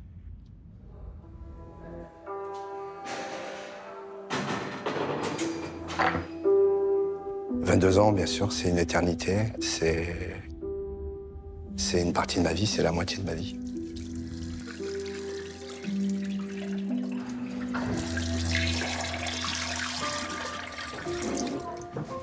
Quand on a été condamné à une lourde peine, on se dit pas je vais les faire. On n'y pense même pas. C'est tellement loin. On peut pas se projeter. Personne ne pourrait se projeter. Quelqu'un d'équilibré normalement ne peut pas se projeter sur une peine comme ça qui n'en finit pas. Après 22 ans de prison ferme, Khaled Miloudi a été jugé capable de réinsertion par la juge aux applications des peines. En justifiant d'un CDI de chauffeur-livreur, il a obtenu une mesure de semi-liberté.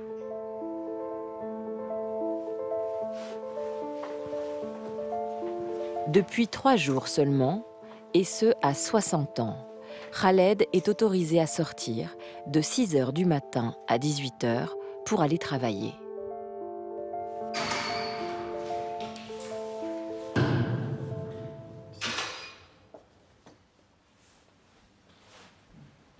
C'est le meilleur moment. C'est le meilleur moment de franchir ces portes comme ça tout seul. On en a rêvé pendant des années et puis aujourd'hui, bah, c'est la réalité. Bonjour, surveillante. C'est bon? Bonne journée. À ce soir. Voilà, la dernière porte. Voilà, le sésame, ouvre-toi. C'est la plus lourde aussi, hein. Ah. Cela fait 22 ans qu'il rêve de retrouver le goût d'une liberté confisquée en 1994. Il avait alors 37 ans. Vous vous souvenez de votre arrestation? Le 6 décembre 1994. Je me fais arrêter sur un stade de foot avec un complice. Après une fusillade et une course-poursuite roulé-boulé, le quartier était cerné. On était fait aux pattes. Ils étaient combien? Une trentaine. Ils trouvent un soldat d'armes chez moi. Et ils retrouvent parfait attirail de braqueur. On avait des armes de poing, on avait des fusils d'assaut, des bastos en veux-tu, en voilà, quoi. On était vraiment bien équipés. Tu travaillais combien de fois par an?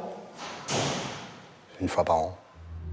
Le passé de Khaled Miloudi est si lourd que le juge des applications des peines lui a accordé une semi-liberté avec des conditions restrictives exceptionnelles. Pour protéger ses nombreuses victimes, il ne doit en aucun cas évoquer ses anciens braquages. Je peux dire les chefs d'inculpation, mais raconter ce qui s'est passé, je peux pas. Pour le centre commercial? Non, je peux pas. Ni pour la bijouterie, ni pour la fusillade avec les flics à Rouen. Si vous parlez trop, qu'est-ce qui peut se passer pour vous? Je peux avoir une annulation de ma semi-liberté, de ma mesure de liberté. Je peux être réincarcéré. Association de malfaiteurs, tentative de meurtre et vol avec arme, voici le pédigré de cet homme en apparence si calme. Sa spécialité, les banques, les joailleries et les fourgons. Ce jour de 1994, parmi les 30 policiers en planque, Jean-François Mogard, ancien de la BRI, est là pour arrêter Khaled. C'est des affaires qui sont graves, gravissimes. Et donc, c'est un personnage, tout sauf un enfant de cœur. Hein. Khaled, ça s'est passé chaque fois, ça s'est passé mal, quoi. Hein. Parce qu'en fait, ça s'est passé à coups de flingue avec les hélicoptères, des courses-poursuites, ça sent l'essence, ça sent le feu, ça sent l'huile déversée sur la chaussée. Il a fini en t-shirt, il a fait 50 bornes en courant en campagne suite au braquage du Crédit du Nord du Lille. La deuxième affaire, c'est l'affaire du chien de Pointu, c'est un drame absolu. Quoi, hein. Il y a eu des coups de feu, il y a eu deux convoyeurs qui sont restés au sol, blessés aux jambes, blessés au ventre. Et pour ce fameux sacro-saint totem de l'argent et ce butin, voilà, on n'hésite pas à flinguer pour récupérer les fonds. Tant de risques, tant d'argent volé, pour se retrouver 22 ans plus tard à tout devoir recommencer. Avec les années, la prison, le magot s'est envolé. Khaled se retrouve face à la solitude, à la précarité, avec en plus tout à prouver. Tu sais, pour sortir en semi-liberté, on demande aux victimes leur avis aussi. Et on leur a demandé. Et il y a deux personnes qui n'étaient pas d'accord que je sorte parce qu'ils ne croyaient vraiment pas à ma réinsertion. L'ancien braqueur a trouvé ce travail grâce à des amis.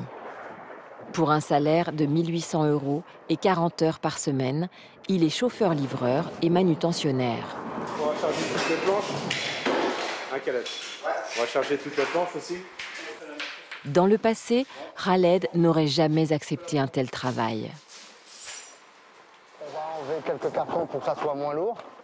Dans sa vie, il a d'ailleurs très peu travaillé, préférant l'argent facile. T'as aimé l'argent? Quand j'étais jeune, oui, bien sûr, puisque j'ai passé une partie de ma vie à courir après l'argent. Qu'est-ce que ça t'apportait, l'argent? Ça m'apportait un statut social que j'avais pas. L'argent, c'était un sésame pour sous, quoi. Les soirées privées, je pouvais y aller. Les boîtes où la plupart des Maghrébins ne pouvaient pas rentrer, moi, je pouvais rentrer parce que, justement, c'était l'argent que j'allais dépenser qui les intéressait et non pas mes origines. Donc, effectivement, ouais, ça m'a permis de voir le regard des autres changer selon que j'étais en jogging ou en costume cravate avec ma Jaguar. Khaled est né en Algérie. Il est le 3e d'une famille de 10 enfants. Arrivé en France alors qu'il n'a que 3 ans, lui et sa famille ont connu les camps de réfugiés avant de s'installer en région parisienne. Mon père était ancien militaire de carrière. Il a participé, il a fait la Deuxième Guerre mondiale. Il souffrait encore de ce traumatisme. Pour preuve, à la maison, ça lui arrivait de monter des embuscades aux voisins parce qu'il pensait, parce que le voisin ne l'avait pas salué ce jour-là. Puis il faisait un guet-apens au voisin et puis il l'envoyait à l'hôpital. Il préparait des embuscades à la maison parce qu'il pensait que les voisins s'étaient coalisés et qu'ils allaient faire une descente en pleine nuit à la maison. Khaled, sa mère, ses frères et sœurs, personne n'était épargné par les coups de colère de ce père violent et imprévisible.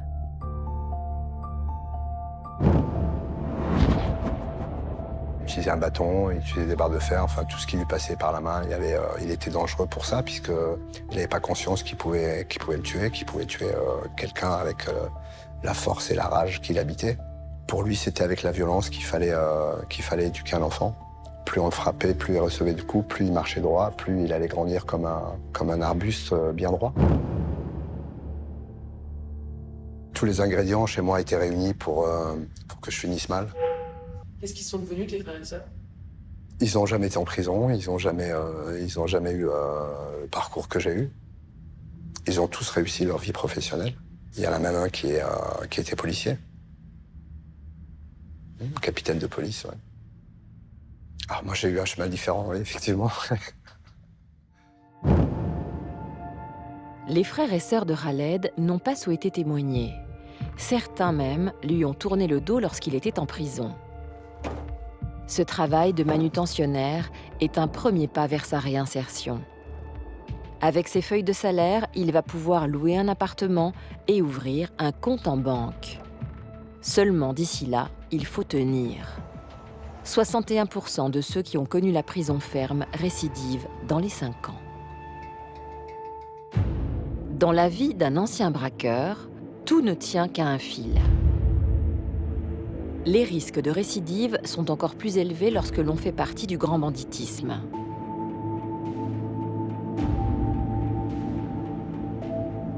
Je m'appelle Raymond Royal. J'ai été condamné, quand on additionne toutes les peines, à 70 ans de prison. Je pourrais reprendre un calibre et repartir faire un braquage. J'ai toujours des relations avec des amis qui me téléphonent et vraiment, on a un chantier à faire, si tu veux venir. Voilà. Mais j'ai dit, bon, pour le moment, j'ai trop de boulot, c'est pas la peine. La rechute, le dernier coup, les services que l'on doit à un ami, le manque d'adrénaline, le besoin d'argent, Raymond connaît. Il a cédé à tout. Dans sa vie, lui n'a jamais mis les pieds dehors plus d'1 an après une peine. En 69, il est condamné à 10 ans de prison pour braquage.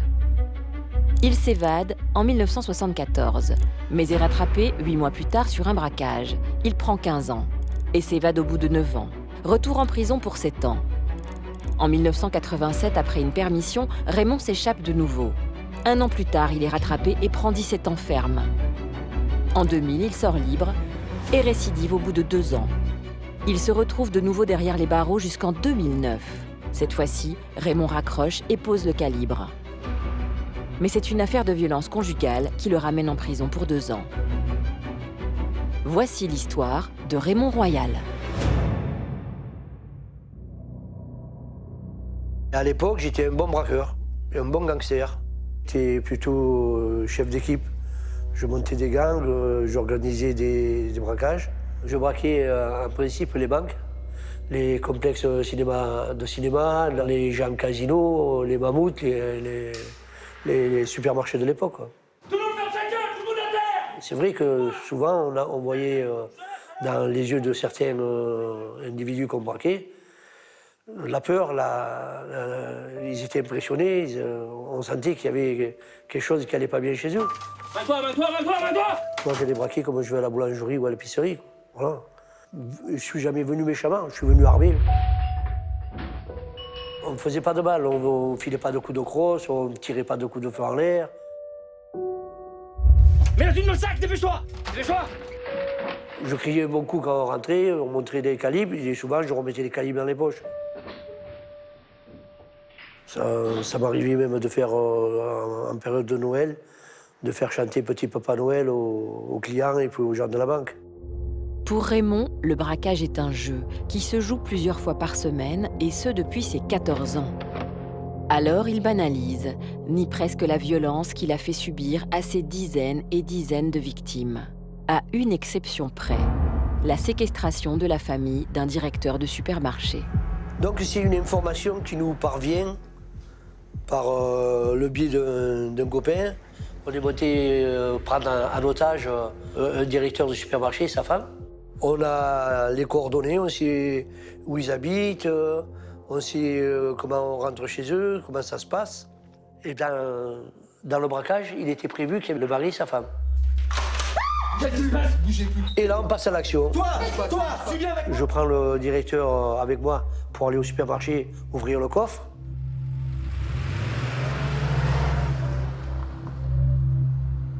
Et mon ami, il devait rester, il est resté avec la femme du directeur à la maison.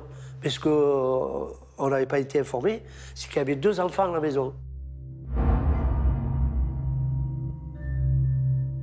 l'informateur, il ne nous avait pas dit qu'il y avait des enfants.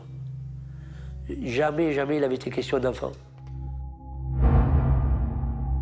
Et ils ont vu mon ami braquer leur mère.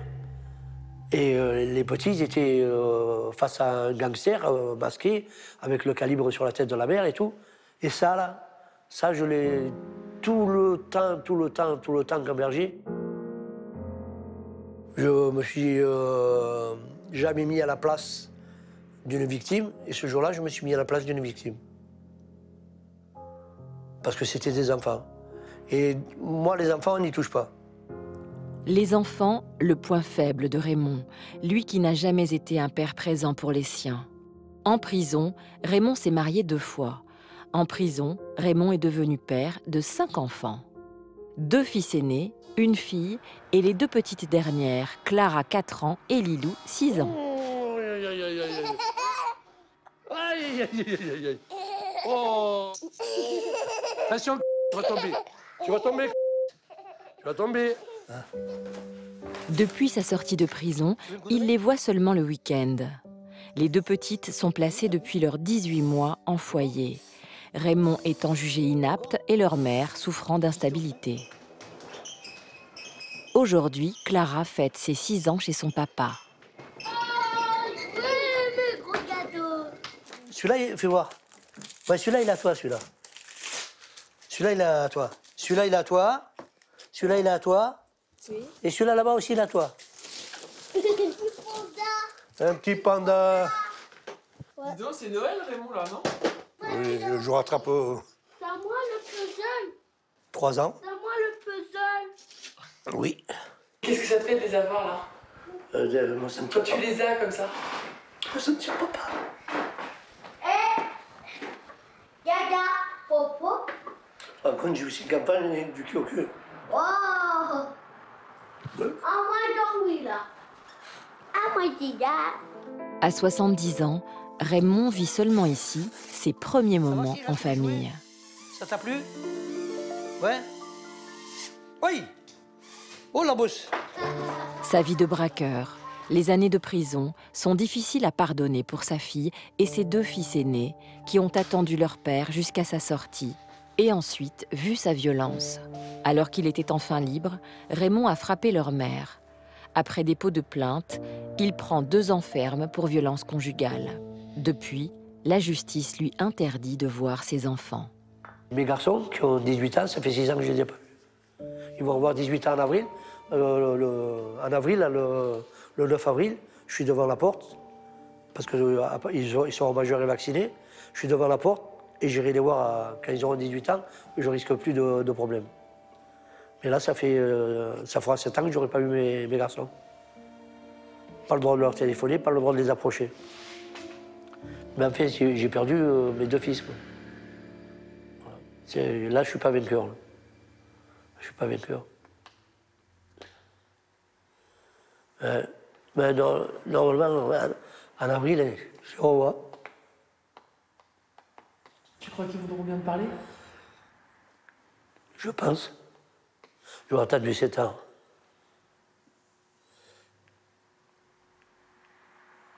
C'est plus long que la prison.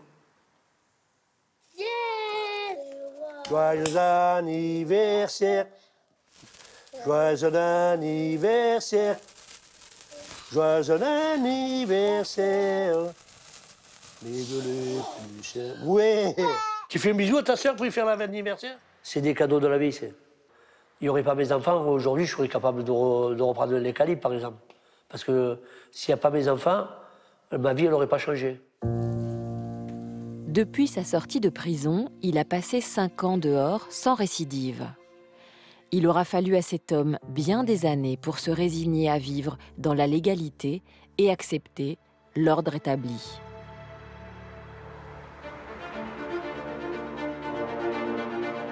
Les braqueurs ont des profils très particuliers. Les spécialistes disent d'eux qu'ils n'ont aucune barrière psychique, aucun interdit. Pour eux, rien ni personne ne peut leur résister. Depuis le début du mois de décembre, il y a eu 21 évasions dans les prisons françaises. Ultra spectaculaire. À la prison de Nice, 5 détenus ont réussi à faire la belle grâce à des explosifs. 4 détenus ont réussi la belle par hélicoptère. Toutes les forces de police de la région sont mobilisées pour des recherches qui s'annoncent bien difficiles. Ils sont les rois de l'évasion. Lorsqu'ils disent, ils font, et contournent systématiquement toute forme d'autorité, même celle de la prison. J'ai pas envie d'aller en prison. J'ai qu'une idée en tête, c'est de m'évader. C'est-à-dire, vous pensez pouvoir me coincer, moi je vous dis merde et je m'en vais. Et je décide moi-même de ce que j'ai envie de faire ou pas. Les 2-3 premières nuits, j'étais en prison. Et à partir de la 4e nuit, j'étais plus en prison. J'étais tout le temps en train de calculer l'épaisseur des barreaux, la hauteur du mur. On est toujours sur le qui-vive. Si tu ne te mets pas dans l'idée que tu vas sauter le mur, tu vas mourir ici. Les barreaux, ils ne sont pas assez épais pour nous garder. On va trouver le trou, on va sortir. Il faut 1 heure pour scier 1 millimètre. Donc, je vous laisse imaginer le temps qu'on met pour pouvoir scier un barreau qui fait 4 cm d'épaisseur. Au bout de 4 ans, j'ai réussi à m'évader. C'était une belle fête le soir. Parce qu'on les a niqués, quoi. On se dit quand même, sans violence, je vous nique, quoi. Je pars. Je décide de mon sort. Ça, c'est fort. C'est décider de se dire, je décide de mon destin. C'est dur d'être en cavale? Alors c'est dur. Quand on est en cavale, c'est qu'on a réussi à s'en sortir. C'est qu'on est toujours dehors, on est toujours vivant. Donc on se dit pas ça. On se dit, il va falloir que je reste le plus longtemps dehors. C'est illusoire, parce que quelque part, on sait qu'on est en sursis, qu'on va se faire attraper. Et c'est difficile de rester en cavale très longtemps.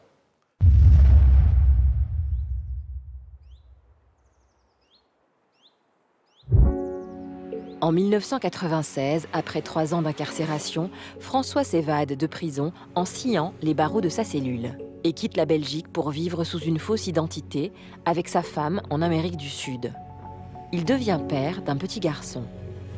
2 ans plus tard, il revient en Europe pour reprendre du service dans le grand banditisme et braquer. Mais là, la police belge ne l'a pas oublié, elle est sur ses traces. Un jour de février, François a rendez-vous chez un faussaire pour se procurer des faux papiers. C'est à cet instant que François se retrouve au mauvais endroit, au mauvais moment, et tombe dans un piège. Sur place, des policiers en civil sont là en perquisition. François ne se méfie pas. Et tout d'un coup, le braqueur est reconnu. Les 2 personnes qui sont près du véhicule me foncent dessus. J'ai l'impression qu'il y a des mecs qui veulent me tuer. Et je pars en courant, j'entends des coups de feu, sans savoir si c'est des voyous ou des flics.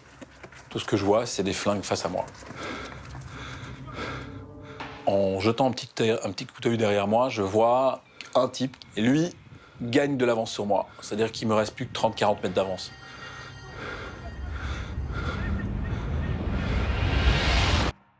Ce policier, c'est lui.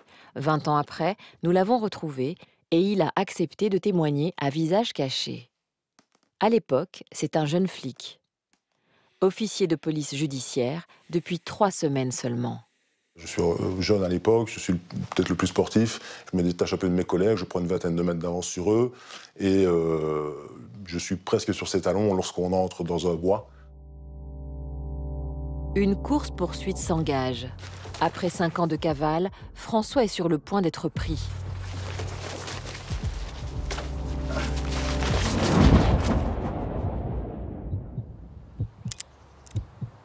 Et je me trouve face à lui au moment où il lève son arme. Et je tire le premier. Quand je relève la tête, j'entends des coups de feu. Je fais un tir instinctif et je fais un double tac.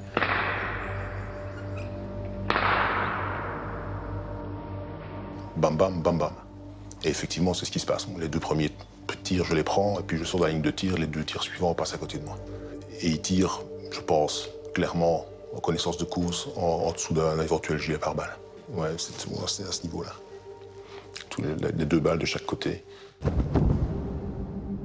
À terre, le policier sera pris en charge par les secours en urgence. Depuis, il porte encore les séquelles de cette course-poursuite. Alors les conséquences physiques, c'est une tête de fémur perforée par la balle, C'est un nerf atteint qui laisse une insensibilité sur l'extérieur de la cuisse droite et l'intérieur de la jambe, juste entre le genou et la malléole. J'ai blessé un inspecteur de police et je me dis, mais là, ma vie vraiment basculé. Ma vie bascule parce que je me fais vraiment rechercher de manière activement, beaucoup plus qu'avant en fait.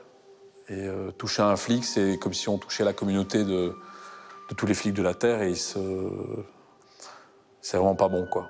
J'ai franchi la ligne jaune. Et là, je me rends compte que si je continue, je vais tuer. Ou je vais me faire tuer. Et donc, je décide à ce moment-là d'arrêter. Ce jour-là, pourchassé par des dizaines de policiers, François parvient à s'enfuir. Sa cavale continue, mais cette fois-ci avec un handicap de taille. Pour avoir blessé un policier, le braqueur fait l'objet d'un mandat d'arrêt international par Interpol.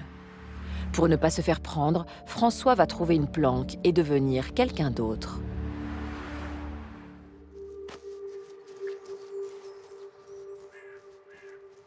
Ces voyous en cavale sont prêts à tout pour profiter le plus longtemps possible de cette liberté volée, parfois au péril de leur vie.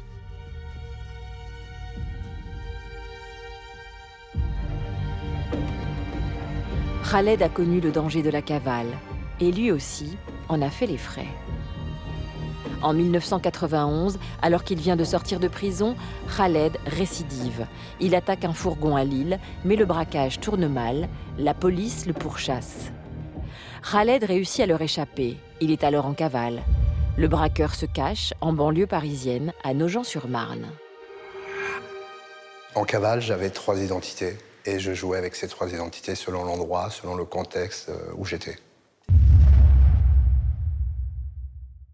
J'étais Saad, Ibdelaïn, et en 3e, c'était Saïd. C'est comme une seconde peau, quoi, la cavale. On a l'impression qu'à chaque instant, tout va s'arrêter. Jamais on peut se poser, jamais on peut souffler, jamais on peut, enfin voilà, décompresser, décrocher, quoi. Il y a un bouton rouge qui est allumé dans votre cerveau non-stop, 24 heures sur 24. Mioudi, ça a été quelqu'un qui avait été identifié, qui a été recherché quand même pendant des années, et donc qui a utilisé diverses identités, qui se savait rechercher, qui se savait identifier. Comme il a besoin de fonds, ben il va, comme font tous les voyous qui sont recherchés et qui ont besoin de vivre, quoi. Donc ils ne peuvent pas prétendre à une place dans la fonction publique, hein. Donc qu'est-ce qu'ils font? Ils font des faux faf, des faux papiers, et puis ils vont retaper. Ils ne vont pas aller charbonner, ils ne vont pas aller décharger des camions à Rungis, hein. Ils vont faire ce qu'ils savent faire le mieux, c'est-à-dire ils vont braquer. Pour survivre en cavale, il faut braquer. Pour payer les planques, les faux papiers, les voitures et les armes. Et parfois tout dérape. Après 3 ans de cavale, un jour d'avril 1992, juste après un braquage, Khaled vient de prendre une balle dans le ventre et se vide de tout son sang. Je saignais beaucoup. Mon pronostic vital était engagé. Elle est où la balle? Je l'ai pris ici, dans l'aine. Là. J'avais le gilet pare-balles. Elle est passée sous le gilet pare-balles. Quand on est en cavale et qu'on a pris une balle dans le ventre, on ne peut pas aller à l'hôpital, puisque la première chose que les médecins font, c'est d'appeler les services de police quand il y a un blessé par balle. Et quitte à mourir, je préférais mourir libre que dans une cellule. Mon copain ramène un docteur. Tu rentres là-dedans, vas-y. Qui n'était pas au courant de ce qu'il attendait. Il lui a dit qu'il y avait quelqu'un qui avait fait une chute. Ce médecin découvre, effrayé, à qui il a affaire. Contraint et menacé par une arme, il va devoir extraire la balle, sans matériel chirurgical et sans anesthésie. J'avais un étui à couteau dans la bouche, que je serrais fort. Le médecin avait prévenu que si je tombais dans les pommes, il fallait tout de suite m'amener à l'hôpital et que lui allait prendre la poudre d'escampette. Avec un coupe-papier, il m'a incisé pour pouvoir rentrer la passe à épiler. Il était tétanisé, il était blanc, comme un mort.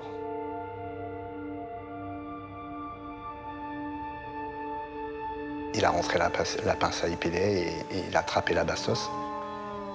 2 fois, lui a échappé des mains. J'ai manqué de tomber dans les pommes à ce moment-là. Et j'avais un de mes amis qui me soufflait à l'oreille le prénom de mes 2 enfants, puisqu'à l'époque, j'en avais que 2. Il me disait Malik, Walid, Malik, Walid. Il n'a pas arrêté. Après plus d'1 heure, le médecin réussira enfin à extraire cette balle.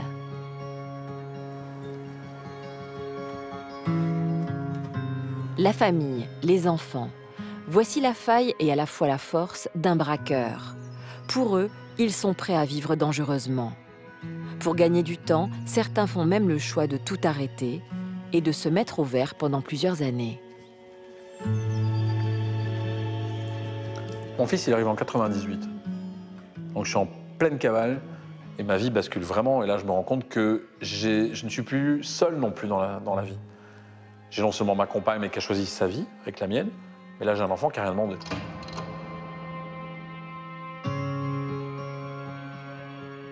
Et lui, il arrive dans une famille. En fait, c'est une folie de le garder, mais on est tellement content d'avoir un enfant qu'on le garde. Sa maman ne pouvait pas avoir d'enfant, on nous avait dit qu'on n'en aurait pas, donc on s'était dit, bah, voilà, on n'en aura jamais. Et puis un jour, elle est enceinte. Donc on se dit, c'est un cadeau du ciel, donc, mais on est en cavale, on fait quoi? Bah, tant pis, on verra bien. C'est une folie, et en même temps, on peut pas. Voilà, j'avais le sentiment que on pouvait pas ne pas accepter ça.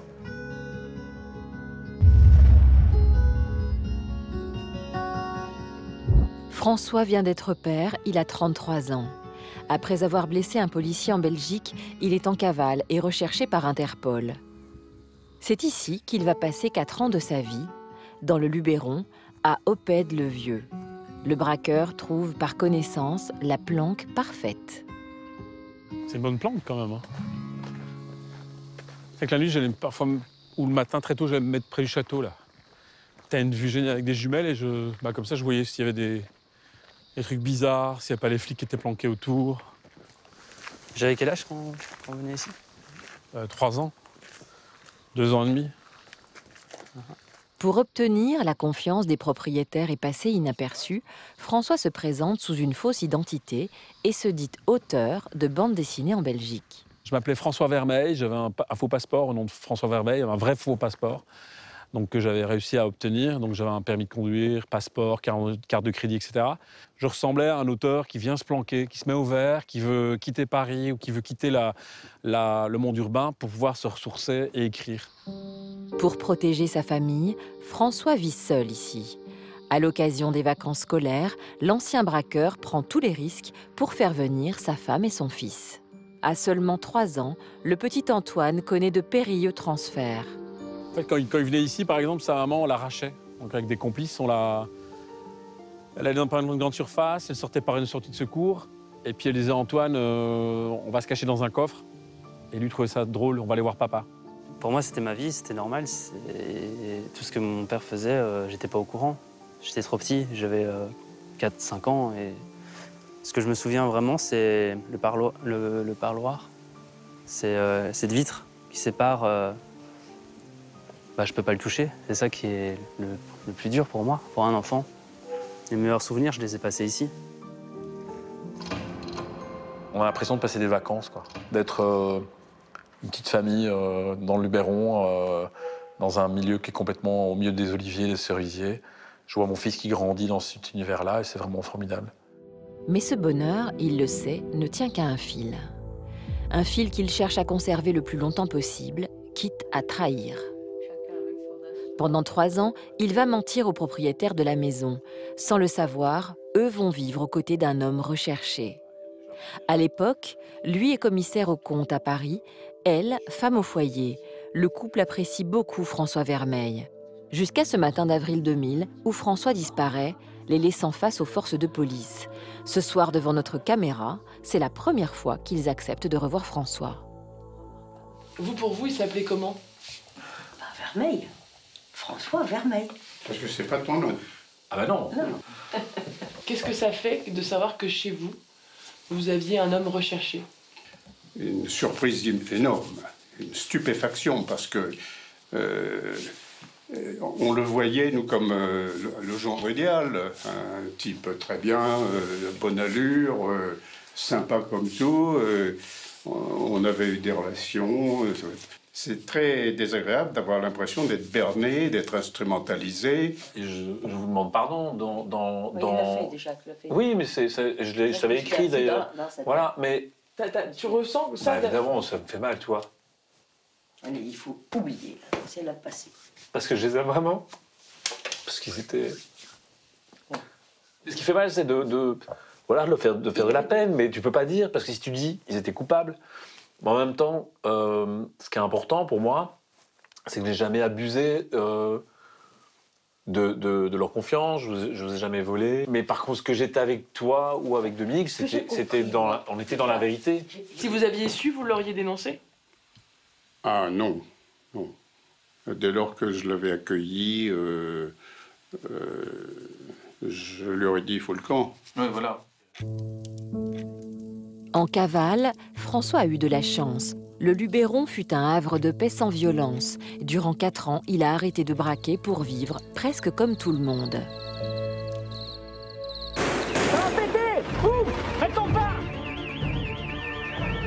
Mais pour la plupart de ces fugitifs, le manque d'argent les pousse à reprendre le calibre pour de nouveaux braquets, cette fois-ci pour survivre.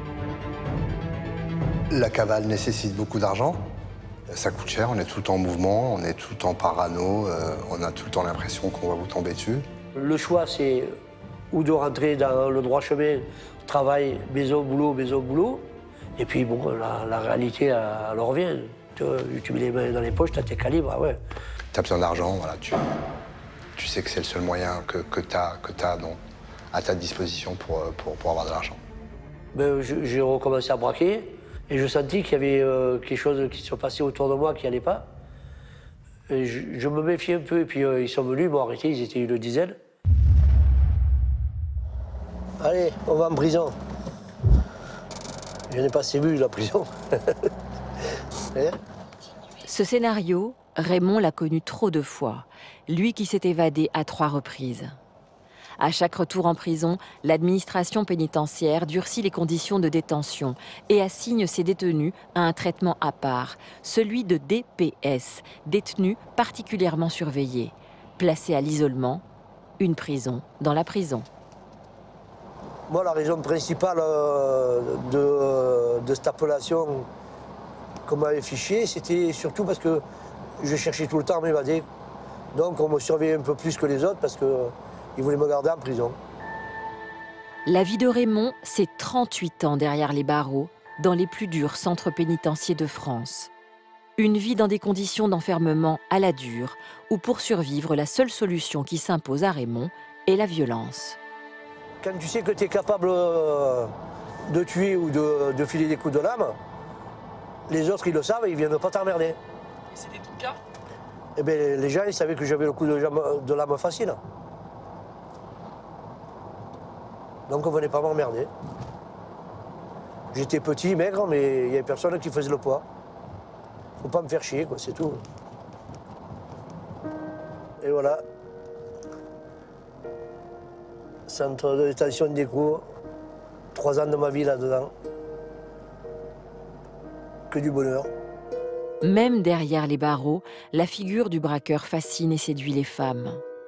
À l'époque, Raymond recevait chaque week-end au parloir des dames qui lui écrivaient. Parmi elles, il y en a une qui lui plaît particulièrement. C'était une belle femme, elle était gentille, elle était douce, on faisait l'amour dans les boxes de parloir, on était heureux, quoi. Et ça a vraiment bouleversé et changé ma vie. On s'est mariés en prison. Et on a fait les bébés en prison. Je ne dis pas que j'ai plus pensé à m'évader parce que ça m'arrivait à avoir envie de sortir le mur. Mais j'avais un autre objectif, c'était sortir de prison, travailler et vivre avec ma famille, avec ma femme et mes enfants. C'était l'objectif. Raymond ne tiendra pas parole. Marié en 1995, il est libéré en 2000. Il récidive et y retourne en 2002. Il prend 7 ans ferme.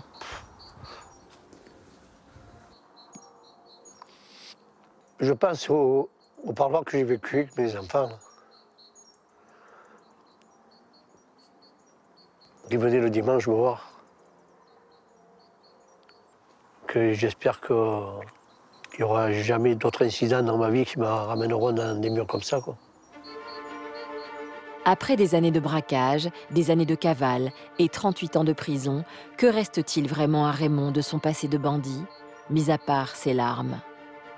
Vous avez gagné combien avec vos braquages? L'équivalent d'aujourd'hui de 3 millions d'euros. Voilà. C'est la vérité, ça? Ouais, l'équivalent de 3 millions d'euros.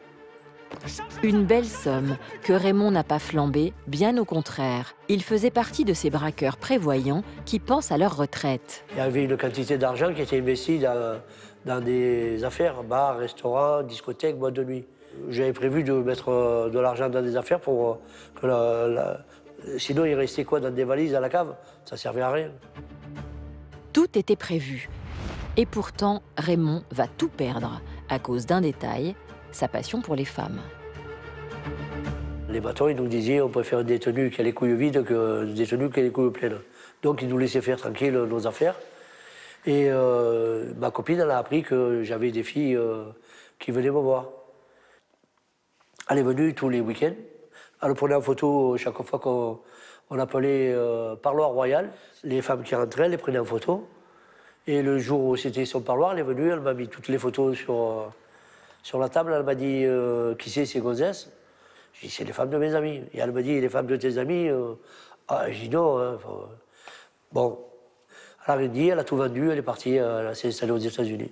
Elle a vendu toutes les parts qu'on avait dans les affaires restaurants, boîtes de nuit, discothèques. Elle a tout vendu.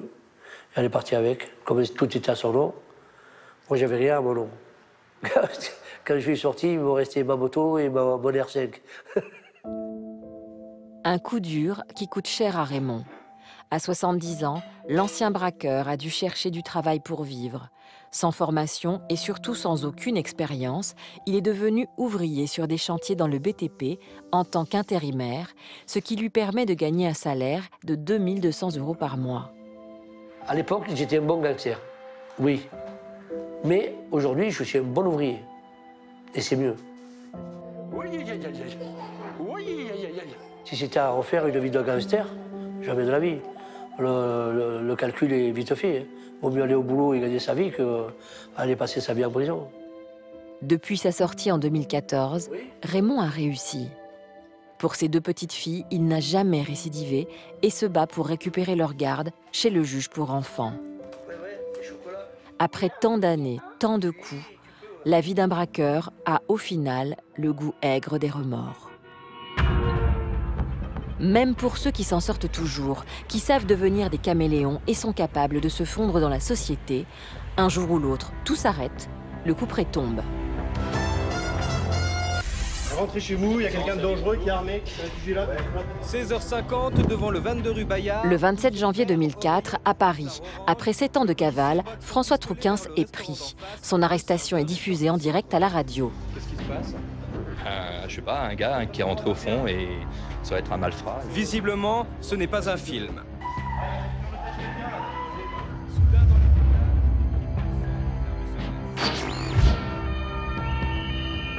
Après le Luberon, François avait réussi son coup.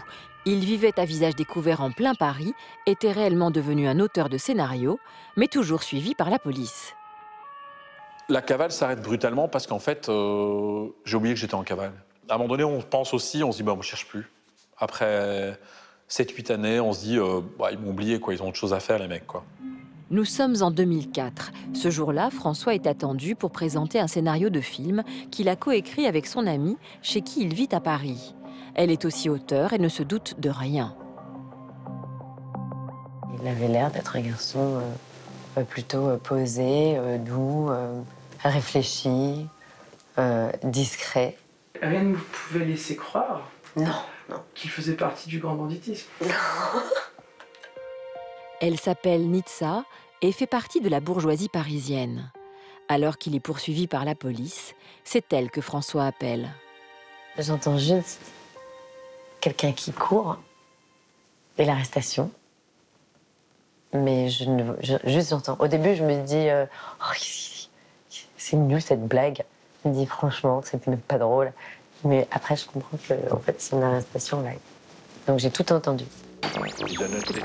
Le bandit s'est réfugié dans un appartement de l'immeuble. Au milieu de la chaussée, 4 policiers pointent leurs armes vers la fenêtre ouverte. Je regarde un peu la rue, je vois les flics qui viennent de partout, je dis là, c'est la merde. J'ai cru que j'allais me faire abattre en fait. Et eux étaient persuadés que j'étais armé, je l'étais pas. Et à un moment donné, j'ai envie. J'ai pas envie d'aller en prison. Je m'étais toujours dit que je ne reviendrais plus jamais en prison. Oui, il est galant pour l'instant, d'accord. Dès qu'on l'aura évacué, je viens vous le dire. Donc pour l'instant, vous restez là. Je suis prêt à sauter, quoi. Je suis au dernier étage, je me dis je vais essayer de sauter sur un autre toit, en sachant que il me manque 2 mètres quoi, pour attraper la corniche. Quoi. Et je vois mon petit garçon. Visage caché dans son blouson, le malfrat bien encadré monte dans la 306 bleu foncé. Les policiers de l'ECRB peuvent souffler, ils ont frôlé le pire. Je me souviens de rien, parce que j'ai reçu, comme on dit vulgairement, j'ai reçu sur ma gueule, quoi, puisque les flics, ils donnent un coup de crosse quand ils m'arrêtent. Et je me réveille, je suis sur les Champs-Élysées. Et je monte pas l'avenue dans le bon sens. Il y a 2 théorèmes de base pour la police que les voyous doivent comprendre, c'est que la police, elle a le temps, et que la police, elle peut être très nombreuse. Donc la police, elle a le temps, ça veut dire qu'effectivement, de temps en temps, il faut quelques années pour arriver à leur mettre à faire main basse et les arrêter, mais à la fin, on met KO. Donc sur une carrière de policier, il y a beaucoup d'heures à passer dans les bagnoles, beaucoup d'heures à passer à la bécane, c'est-à-dire la bécane, c'est la machine à écrire, hein, pour 5 minutes ou 10 minutes intense d'adrénaline quand on va les arrêter. Alors que les années 90 signent l'âge d'or du braquage, la police va définitivement reprendre le dessus 10 ans plus tard. La BRB va faire tomber toute une génération de braqueurs. Coup de filet dans l'univers du grand banditisme. Plusieurs, ils sont fichés au grand banditisme. Pour certains, membres d'un groupe de braqueurs surnommé la Dream Team, fin des années 90. Du très gros gibier vient donc de tomber, confie un enquêteur. La réponse de la justice sera sans pitié. Des peines à 2 chiffres seront prononcées qui eurent pour conséquence de mettre la plupart des braqueurs à l'ombre pour longtemps. Devant la cour d'assises en 2006, l'ennemi public numéro 1 belge est jugé pour l'ensemble de ses actes et reconnaît avoir blessé l'inspecteur de police en 2001. François Trouquens sera condamné à 28 ans de prison. J'avais 30 ans de prison à faire. Comment t'attaques ça, quoi? J'avais trois possibilités, c'était le suicide, m'évader ou accepter. François fait appel et gagne. Sa peine est réduite alors à 19 ans d'incarcération. En prison, il reprend ses études, il obtient une agrégation en psychopédagogie et un CAP de restauration. Le soir, il écrit des films. Grâce aux remises de peine pour bonne conduite, l'ancien braqueur sort sous condition 10 ans plus tard, en juillet 2014, avec en poche sa reconversion. François réalise son premier court-métrage et devient réalisateur. Il n'y a rien de mieux comme métier, quoi, que réalisateur, je trouve. C'est le métier le plus beau du monde, quoi. J'aurais dû commencer par là. Et, si c'était à refaire, je suis réalisateur tout de suite. Depuis, il est même devenu présentateur télé sur l'une des plus grandes chaînes belges. Vous savez, Julie, un juge m'a dit un jour « Nous sommes tous des coupables en sursis », ce qui veut dire que nous sommes capables de faire le bien ou le mal. En 2017, François sort son premier long-métrage, Tueur. Un film qui parle d'un braquage qui tourne mal, un univers que François connaît bien et dont il a pu tirer profit pour en faire une fiction. Son film est un succès, il est même sélectionné à la Mostra de Venise. Certaines personnes me disent « Mais tu sais, c'est parce que tu as fait de la prison, parce que tu as fait tout ce parcours-là que tu as pu faire un film. » Oui, ça m'a aidé. J'ai retourné la chose, en fait. À un moment donné, tu peux prendre ton destin en main, quoi. Tu as le droit d'avoir une seconde chance, mais prends-la en main, quoi. Tu es obligé de trouver du sens et de faire autre chose. Et moi, j'ai compris à un moment donné que j'étais arrivé dans une voie sans issue. Depuis 10 ans, François n'a jamais récidivé. Loin de la violence de son passé, l'ancien braqueur prépare même un film d'amour. François est-il une exception, un cas isolé? Les braqueurs réussissent-ils vraiment à raccrocher? Durant son incarcération, Khaled lui aussi a repris ses études. Il s'est passionné pour la philosophie, la littérature et le théâtre. Il est même devenu poète. Là, à ce moment précis de ma vie, j'étais face à deux choix. La corde ou la feuille.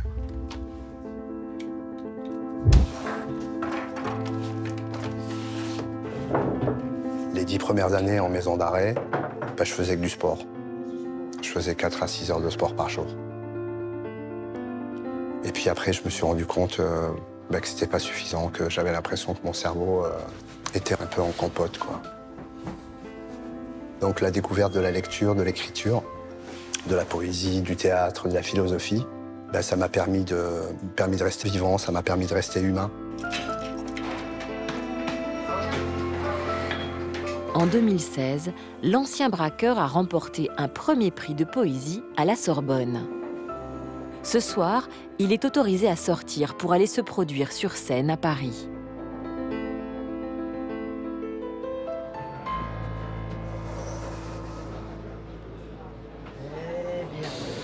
Deuxième grosse respiration.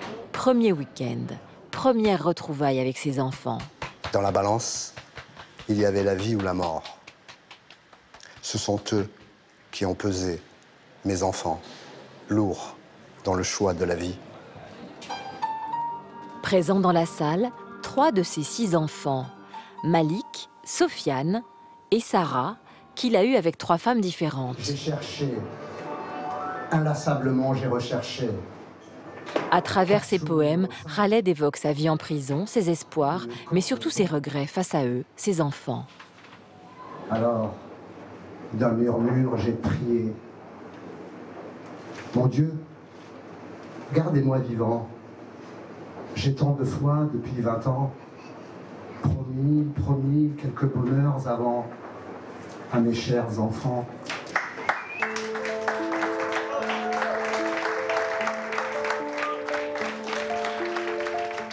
Cela fait 22 ans qu'ils n'ont pas vu leur père libre. Eux ont connu les parloirs, les trajets de prison en prison pour garder le contact.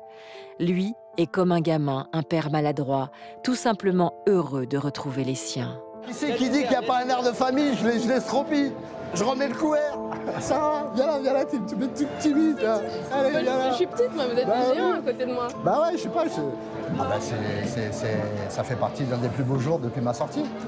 Ah oui, et encore là, je suis un peu frustré parce qu'il me manque la moitié du cœur, là. J'en ai que 3. Je l'ai vu 2 fois en permission de sortie. Et la première fois, c'était il y a 2 ans. Et la deuxième, c'est aujourd'hui. C'est pas évident. C'est bizarre. Avoir grandi en le voyant à travers les parloirs, le voir en extérieur, c'est bizarre. Il n'y a pas beaucoup à je suis fier, je suis content, vous êtes tous là. Ils ont pas mal tourné, c'est des bons petits gars. J'ai une fille magnifique et ils sont bien construits. Mais c'est indéniable. Ils se sont construits avec un manque affectif cruel, ça, j'en suis persuadé. Sofiane, il m'avait dit, papa, je t'en ai voulu longtemps. Il voulait pas répondre au téléphone et j'ai compris après, et là aujourd'hui il met des mots dessus, il m'en voulait parce que j'étais un père absent. Il m'a fait comprendre que lui, ce qu'il voulait, c'était pas l'argent, c'était pas les cadeaux, c'était pouvoir aller à la piscine et pouvoir aller courir avec moi. Quand vous avez votre fils qui vous dit ça, qui fait 1m87 et qui vous dit ça, je crois que là, quand je te disais si c'était à refaire, je le referais pas, là c'est criant, quoi. C'était l'histoire de François, Khaled et Raymond, 3 hommes en marge de notre société, qui, après avoir été riches à millions, puis connu la prison, ont fait le pari de vivre comme les autres. François prépare son prochain film. Raymond vient de gagner la garde de ses filles chaque week-end. Khaled, lui, vient de sortir de prison et profite enfin de sa liberté. De ces parcours chaotiques, qu'ont-ils réellement gagné? Que leur reste-t-il? Des regrets, des vies de famille brisées parmi leurs victimes, mais aussi chez leurs proches. Ces hommes ont passé leur vie à rêver d'or et de champagne pour au final découvrir l'essentiel, entourés de leurs proches et de leurs enfants, la richesse d'une vie simple. Bonsoir. 0,58.